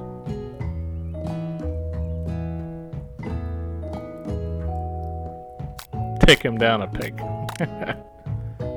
You know, I think we might make a great team. A single tear begins to pool in the corner of his eye as he gazes out the window. And with the right business partner, I know I can't fail. Business partner? Could he be talking to you? It's all happening so quickly. Overcome with emotion and confused by your feelings, you're on the verge of tears, unable to speak. The only answer you can find is to run out the door and go home. There's still one more day of school after all. The University of Cooking School Academy of Learning waits for no one. Technically, we didn't even do anything on the second day except for have a competition in the middle of lunch. We didn't even really... You had a lecture, but you ignored it the whole thing. Yeah, I had a lecture, but then they were trying to give me toilet water, I don't dog think he was biscuits, giving and you pepper. I don't Yeah. know what he was doing with that. You get home to find something very surprising. Your best friend's there waiting for you. I broke into your house. Where have you been? Why is my door unlocked? Why are you coming in here? Why did I ever notice this tennis racket in this jar? I put them there. We were gonna go play tennis. Get out of my room, everybody, stop. I locked the door on I reason. had one heck of a night. I'm desperate to talk about you about it, but I couldn't find you. I got worried something might have happened. It's okay, I was just... But now it turns out you're fine. I can finally get you to speed on the saga of Miriam. Alright, sure, but... You will not believe what happened to me after school yesterday. I went on a date. I think I can believe that. So I partnered up with Pop. He asked me to go out with him. Of course, I told him, you better harness those wild horses, young man. I'm not that kind of girl. But he's just interested in spending some one-on-one time together and getting to know me. So I said, yeah, sure. I can get to know the little guy. Long story short, he took me out to his favorite shish house. But things quickly spiraled out of control. Did she just say shush house? As if that's a thing people just say? What is that even referring to? I'm not sure where we stand. You don't give Miriam time to tell her the whole story, however, bottling up the details of your own night is just too much to bear. And I went on a date too, back to Colonel Sanders' house where I spent the night with him. You what? Nothing happened, but the emotional connection. Wowzers!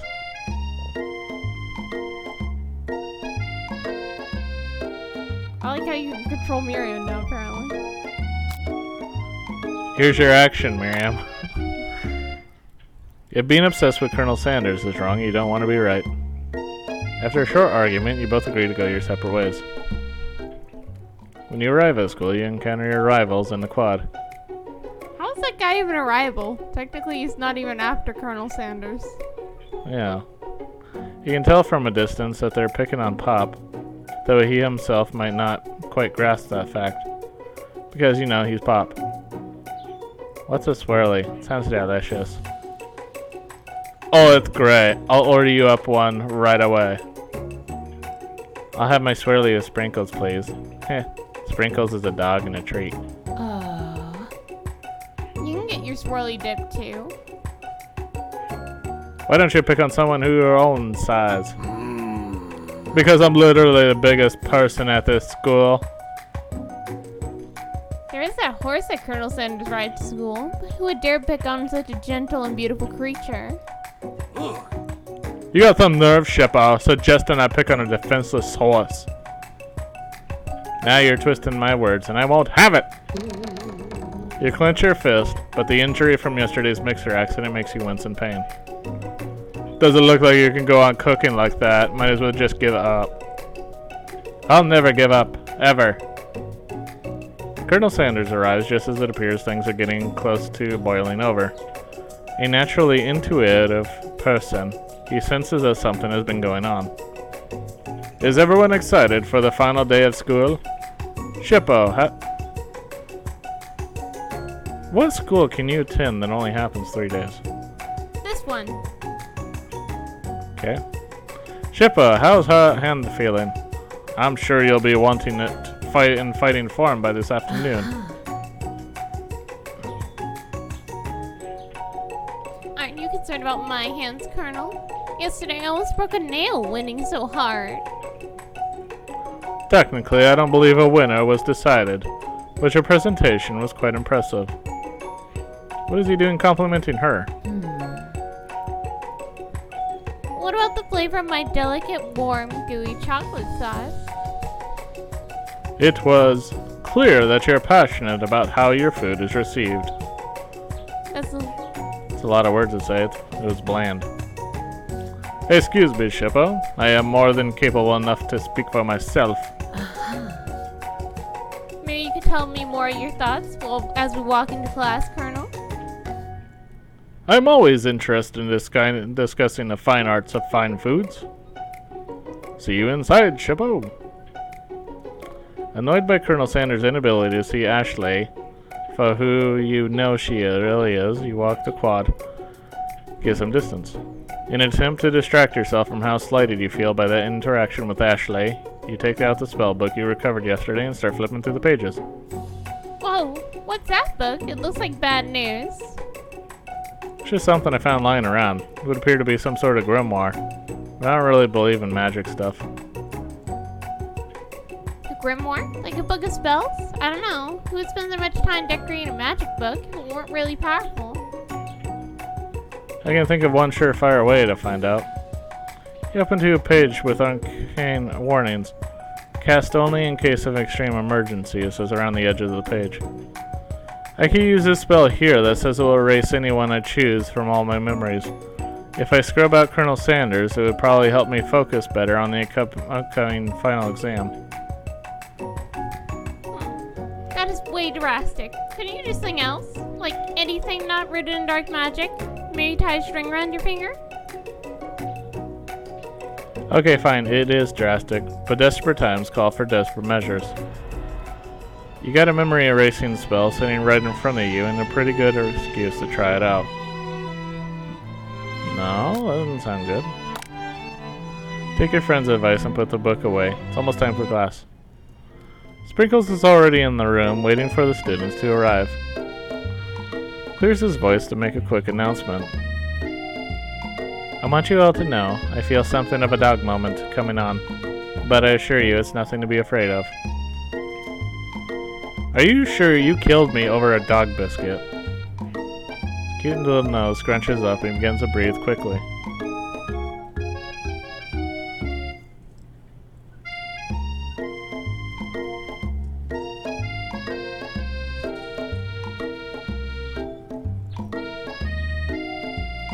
Probably gonna sneeze. Sprinkles stops in his tracks. He focuses in on the window. The room is deadly silent. When you follow his gaze, you see a tiny orange squirrel perched on a cherry tree outside. Sprinkles turns feral and runs to the window of the classroom. He begins barking uncontrollably at the squirrel outside. Terrence, I told you never to come back here. Terrence, I will destroy you, Terrence. Sprinkles is barking ferociously, drool flying off of his face. Squirrel looks over, but he doesn't say anything back. You wonder, is that even a talking squirrel? Who named him Terrence? You better not show off your chubby cheeks around here ever again. After Sprinkles is satisfied that his presence has been felt by not only Terrence, but any other squirrel in hearing distance, he returns to his professional... Wait, professorial tone. Is that even a word? I apologize for the outburst. This actually brings up an important point. Thank you, Sheppa, for reminding me to dole out this indispensable bit of wisdom. You see, but before you can go any further, Miriam's love drama spills over into the class. I told you save it for after class. But I miss you. We went on one date, Pop. How can you miss me when I'm right here? Pop's voice quivers as he pleads his case to Miriam. Every time I blink, you go away again. That's a really cute thing to say. Miriam, what happened between you and Pop? I got her in trouble and now she's mad at me. I didn't just get in trouble. I get yelled at by Pop's mother, who blamed me for getting him banned from every museum we set foot in. Oh, so that's what you meant by the shush house. Pop, we went on one date. We're over. It meant so much to me that I made this for you. Too hurt to go on arguing. Pop leaves his creation? What is that? It looks like Jello with an egg inside of it and peas.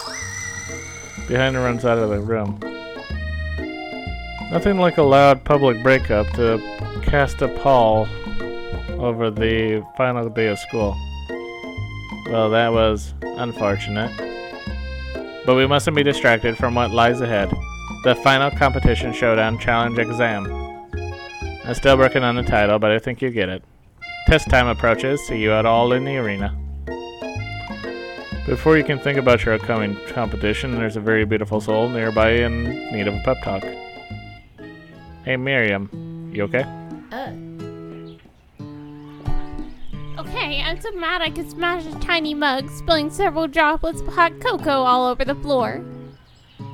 How can you embarrass me in class like that, in front of everyone? Her tiny cocoa is a delicious treasure, so you know that this breakup is no joke. Even if the source of her frustration is such a silly boy. I know that you know this, but I'm going to say it loud. You don't need anyone. Me and you. We're going to cruise through this final test and hit the carpool lane to Success City. Miriam brightens up, imagining the wind rushing through her short bangs, but she hesitates to embrace the feeling all the way. You're not going to saddle up on Colonel Sanders' stallion and ride off into the sunset without me. Of course not. Well, maybe sorta, but I'm sure there's a pony out there with your name on it, and a ranch big enough for both of us and whoever else we want to bring along. If it's not Pop or Clank or anyone else you meet today, tomorrow, or this whole year, so what? You're a special whole year. It's only 3 days. You're a special person who shouldn't settle for the first someone to show a little interest anyhow. Miriam gives you a big hug and wipes the tears away from her cheeks. I should really review my menu for today. I'm going to make a very special soup. And I bet that Professor Dog is gonna love it up. While you're pep talking Miriam, you completely missed lunch, but that's okay because you had a better idea how to spend any time before your exam. You decided to head to the arena early to practice a dish. This is it, the location of your final challenge, a test of will, a test of courage, a test of talent. Any chance to beat the pants off of Von Von, the supposed Mon, and his evil counterpart, Ashley. As planned, you begin to run through a quick test of a recipe you've been working on. Sheppa's famous chicken pot pie. After practicing for months, making this dish comes second nature to you, and you're able to quickly get a fresh pot pie in the oven. But as you do, your cram session is interrupted by Colonel Sanders. Sheppa, what are you doing here? There's still time before the final exam. Oh, just taking it all in. I'm big into visualizing success. I'm looking at my station and picturing victory. The pot pie has begun to bake and the smell slowly filling the space around you. Visualizing, huh? That's too bad. I was hoping you were here to cook something delicious. You'd usually happily share your food with anyone who is hungry, But the last time you let Colonel Sanders get in your head, it cost you a cook-off. You decide that it's time to put your cooking above your romantic desires, but that decision gets hard to stick to when the oven timer goes off behind you.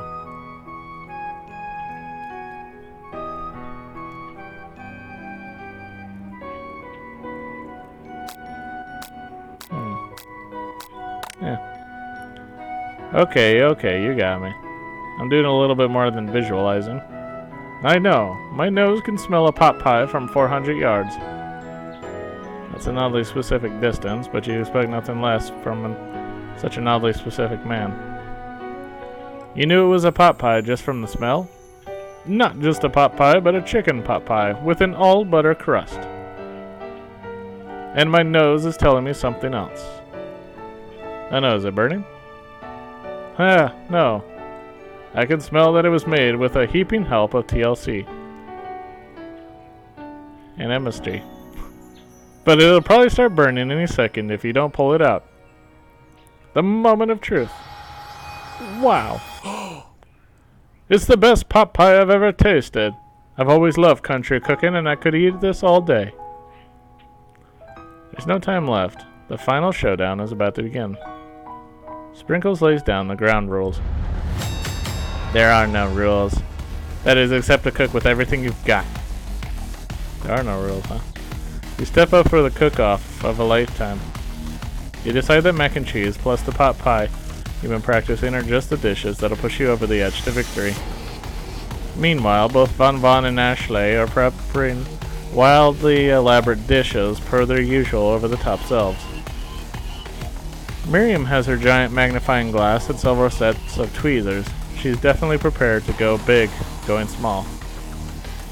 Colonel Sanders seems to be harnessing his 11 herbs and spices, but he's trying to find a way to improve on something perfect. His original recipe, fried chicken. The intensity in the room starts at full 10 out of 10 with a frenzy of action. Everyone is calling out really cool special cooking moves as they fully prepare themselves their food. Wow, this is getting serious. Colonel Sanders batters his chicken as it levitates through the air. Egg wash! Miriam furiously injects ingredients into a nitty-bitty pot of broth. Best friend Baster Blaster. Okay. Von flexes his pectorals as he chops open a sea urchin. Let's rock and roid! Rock and roid. Ashley scoops her pastries off the tray with lightning speed. Shallow personality spatula. Who announced that? Even Clint gets in on it. 5-dial pressure point. Cooked chicken cooking technique. Wait, when did Clink learn to speak English? It's the singularity, as was foretold. We mustn't let it happen, or the appliance uprising will take us all. Self-destruct. Von quickly unplugs Clank and rolls him out the back door of the arena. Okay. As you frantically prepare your dish, you notice Ashley has her spell book out. Is she going to use some dark magic to turn the tide? You got a book of your own. You're desperate not to see her win another battle. Should you take this opportunity to fight magic with magic? Even if it's almost certainly evil magic? No. Who needs magic when you've got passion? I'm gonna do it the hard way. Colonel Sanders sees that you've chosen to win on your own terms, and he gives you a subtle wink from across the room. Okay. I believe in you, Shippo. Miriam notices it too. Aww. And I've always believed in you, Shippo, since we were little kids, because I'm your best friend forever. You turn to notice that Miriam is at your station, cheering for you. Miriam, what about your dish? If you're here cheering, who is cooking? Tiny food, short cook time. I'm actually already done, so I thought I'd help you. That's true. Oh, that's sweet, but Miriam tosses a handful of spices directly into your boiling noodles. Aha! It's a secret ingredient. However, she doesn't know that you lied and the ingredient was made up, and where in the world did she get Eye of New from? The boiling pot explodes, sending Miriam flying backwards. The watery noodles begin to swirl in the air, bubbling up in a talk. 10 seconds of congealed her eyes. Bye, Steve, the spork monster.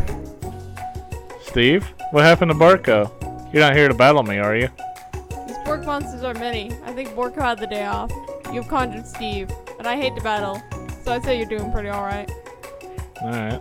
Oh, you're in a little cooking competition. I love this stuff. It's better than TV. You crazy kids and your culinary skills really impressed me. Mind if I hang out? Yeah, sure. Okay, never mind. I'm sorry, Steve, but I'm kind of in the middle of something. Do you mind?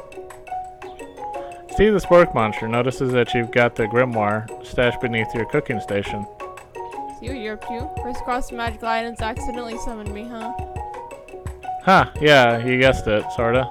If you're here, would you mind tossing some fresh noodles in a pot of salted water? Love to. Always wanted to be a top chef. Actually, you know when I was a little spork pup back in the old country. Alright. You can feel Spork Monster winding up to tell a very long and involved story. You don't know exactly where they came from, but it seems like it was probably lonely out there. Actually, you know what? Maybe you should watch from the stands. I really need to focus on this competition. I understand. It's like that time on school. I fell asleep during scare tactics that day and I woke up.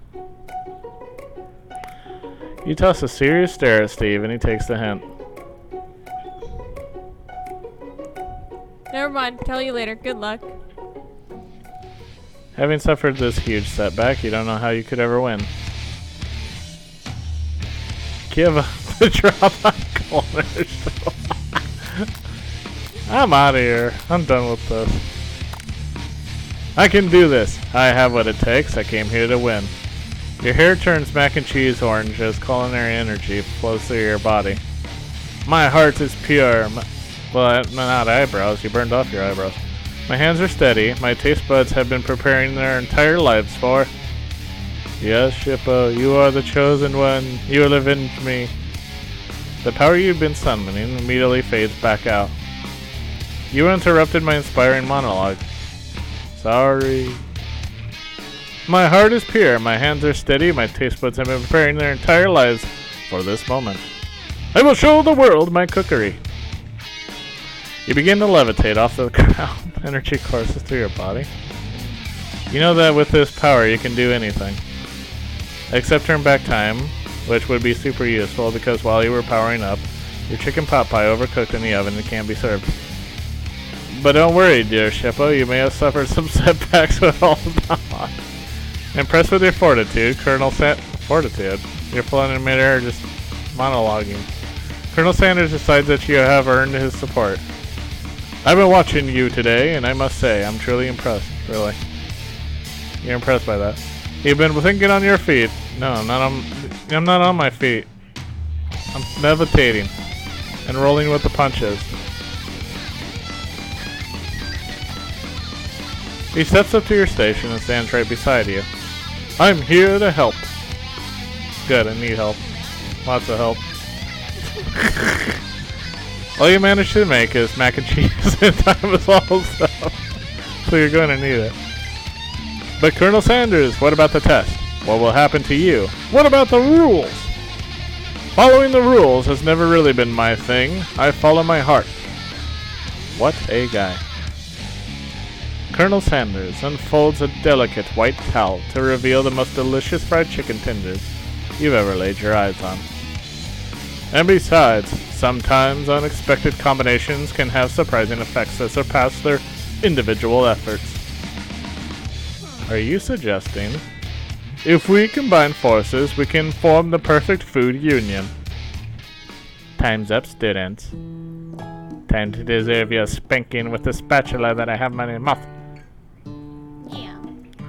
With time expired is the moment everyone has been waiting for. You must now prepare to present your dishes. A handful of students stand tall, but the class seems incomplete. It seems we're missing some students. Pop? Clank? What about Goofskid? From off-screen, you hear a pure and innocent giggle that can only come from one student. Yeah, I'm flying. Sounds like it's coming from the broom closet over there. Miriam, would you mind? Inside of the closet, you see Pop, hanging on a broom hook, by the elastic of his underpants. Pop, get down from there right now. Let me guess, did Von have something to do with this?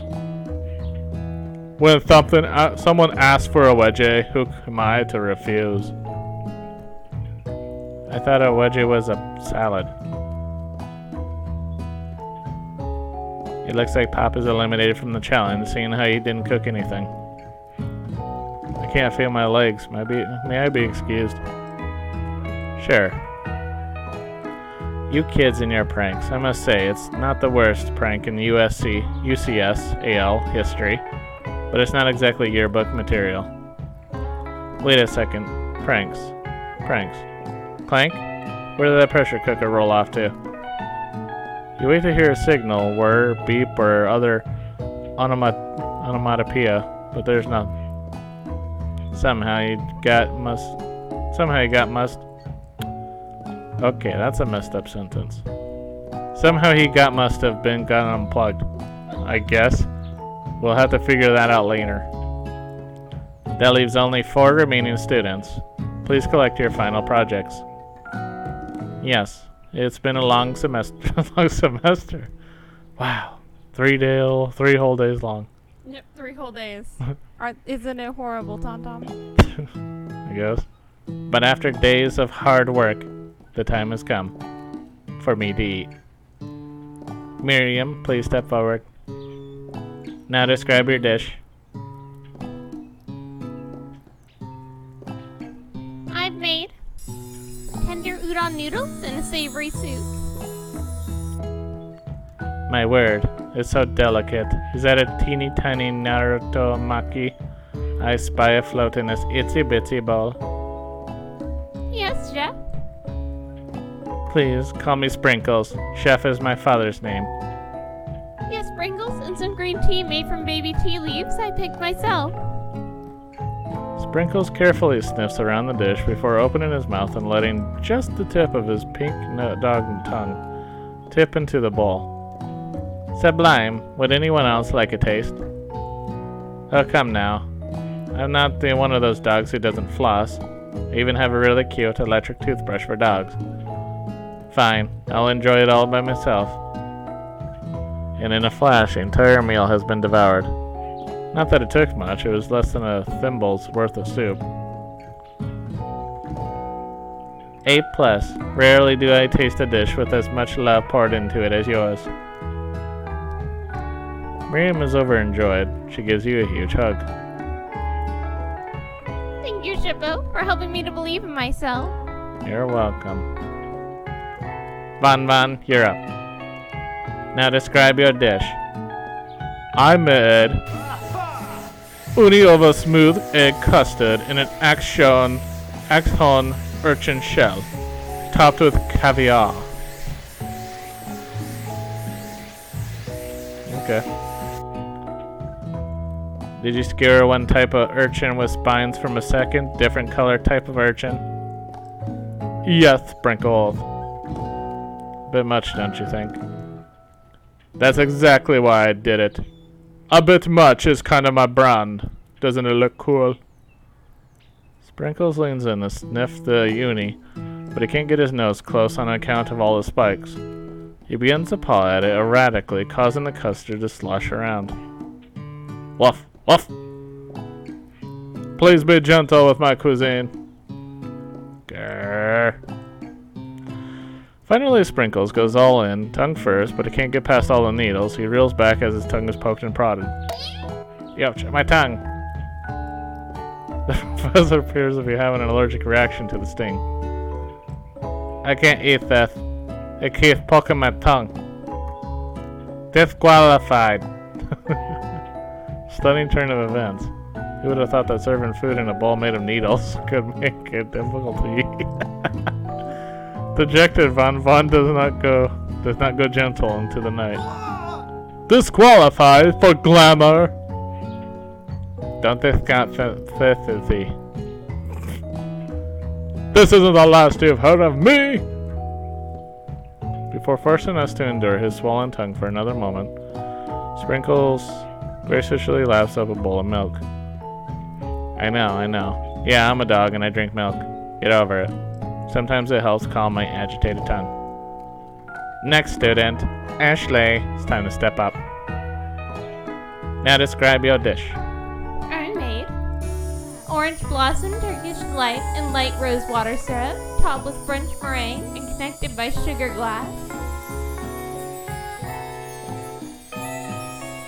What?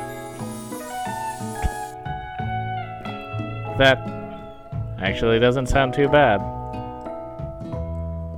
Indeed, it's quite delightful. However, I ask that you please refrain from eating it or attempting to taste it anyway. It's very fragile and meant to be a display piece. Don't eat the food at a cooking school?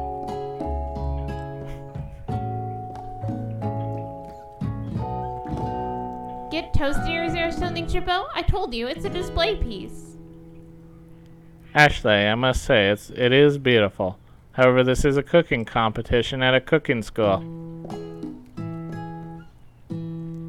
Yeah, that's why I cooked it, and I did an extremely good job cooking it too. I didn't realize we're having an eating exam. If I wanted to be a judge on eating, I'd go to the College of Eating School for the Hungry. Well, you have a point. I suppose you could smell it if you absolutely insisted, but don't breathe too hard. You might disrupt the sugar spiral. If the food cannot be eaten, it cannot be judged. You are disqualified. Holy crap. Rage overtakes Ashley, and she finally cannot keep her two-faced routine up. You wouldn't know high-end cuisine if it cooked you. And with that, Ashley storms out to rededicate herself to being the best. But this time without being shackled by trying to be fake nice and liked by everyone. This isn't the last you heard of me either. If this class gets much smaller, I'll be teaching myself. You and Colonel Sanders, the final cook, step up together. Two chefs. What began as a bowl of delicious mac and cheese has become something else. He examines it closely, sniffing an eye on the bowl. Uh-oh, I don't have a good feeling about this. From somewhere in the room, a little drum roll plays. Just when I thought I've seen everything in this kitchen, you give me this thing, and completely blow me away. In my 49 dog years of life, never tasted anything so delicious and perfectly balanced. It's so delicious, in fact, that everyone passes the class. Everyone? You pass, and you pass, and you get a pass. You just made everyone pass. What are you talking about? It was only Miriam, Colonel, and Chippo. Everyone gathers around and partakes of the mac and cheese bowl. They all seem to transcend this reality into another dimension. You win.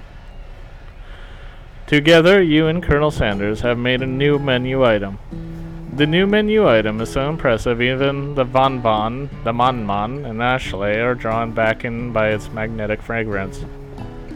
When they gaze upon your mac and cheese bowl, they admit that you are indeed an excellent chef. Sprinkles declares that you have passed. Everyone has passed. There were supposed to be more battles, but come on. How could they be better? How could they be better than this one?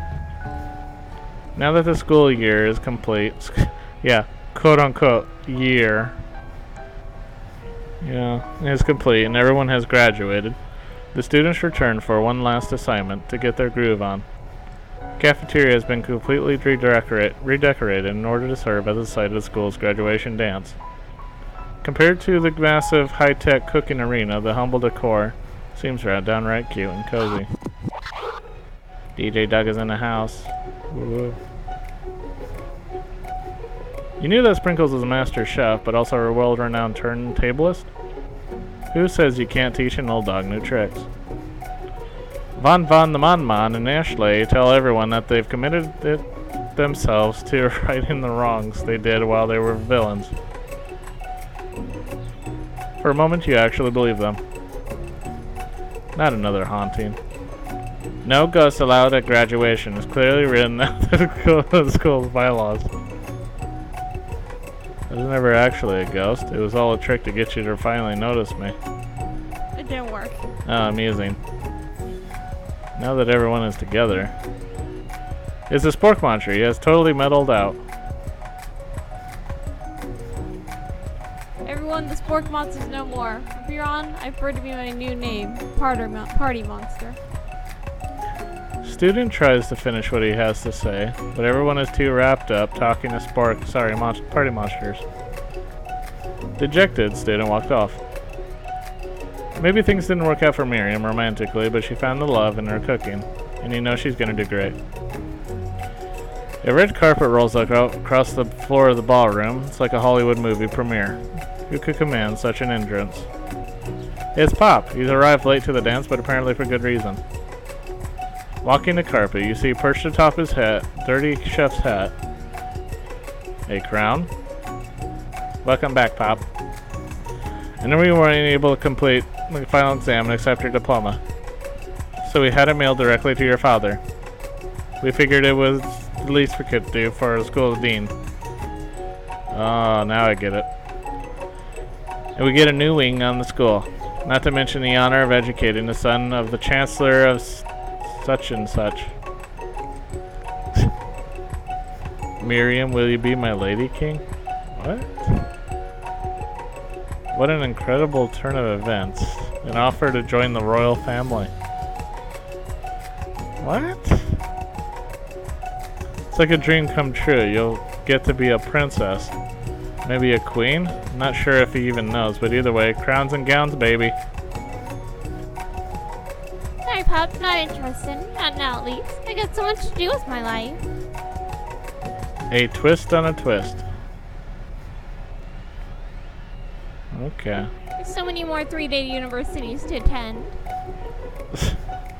What? So many tiny boots to meticulously sculpt, and watch get accidentally broke away by a single sneeze. Okie doke. The music at the dance is interrupted by the sound of sparking and electrical hissing. It's Clink, who has arrived late to the dance. Now that I have graduated, I can reveal my truth. Whoa, he's still doing a talking thing. I am Clank, and I am not of this earth. I am actually from a faraway planet in another dimension. What? What? I actually feel like I knew it this whole time. Are you sure about that? Now that I have learned the ways of your kind, I must return. Self-destruct, I mean. Portal opens up, Clink disappears behind it. Okay. Finally, Colonel Sanders arrives. Howdy, classmates. Just like the first day you met him, he has come prepared to feed the entire class. However, it's not enough to just give them a bucket of chicken. This time, it's a full meal. I didn't get to be the most famous chicken man in the history of chicken and man by not reminding people to go out and buy my chicken. No, it's not the end. As everyone feasts on their delicious chicken dinner, Colonel Sanders finds you sitting at the edge of the dance floor. Shippo, what are you doing sitting all alone? Oh, you know, just waiting for the right person to ask me to dance. I wonder, might you tell me, what are the qualities that you would expect to find in such a lucky person? Off the top of my head, oh, I don't know, a spicy musk, a tidy goatee, and a degree from the University Cooking School Academy for Learning, just to name a few. It is truly is my lucky day. Would you dance with me? Yes, I would love to. As you glide across the floor, hand with Colonel Sanders, the future stretches out in front of you. And once my 100th franchise is up and running, I'll be ready to take a day off. And I'll be so glad to spend it together with you, Shippo. How sweet. We'll work together and play together. Colonel Sanders stops dead in his tracks. Work together? Well, I think this is something I'll just need to do by myself. But who will help you run your restaurants? I don't believe I need help. Besides, based on your time at school here, do you really think running restaurants is the best path forward? Could it be you found a love connection but failed to earn Colonel Sanders' respect as a chef? Can you live with only half of him? Will you only be able to endure sharing with his other love? The life of an entrepreneur. Beer. Here. I suppose I could enroll at pastry school. Oh, my dear Shippo, I'm sure that you'll find your place eventually. And along the way, you'll have me by your side. The end. No, we only got half of him. KFC presents. There we go.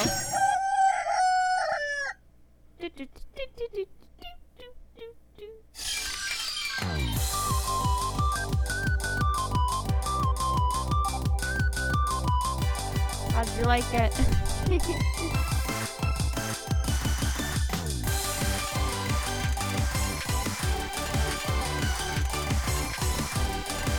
Well, that is definitely as weird as I thought it would be.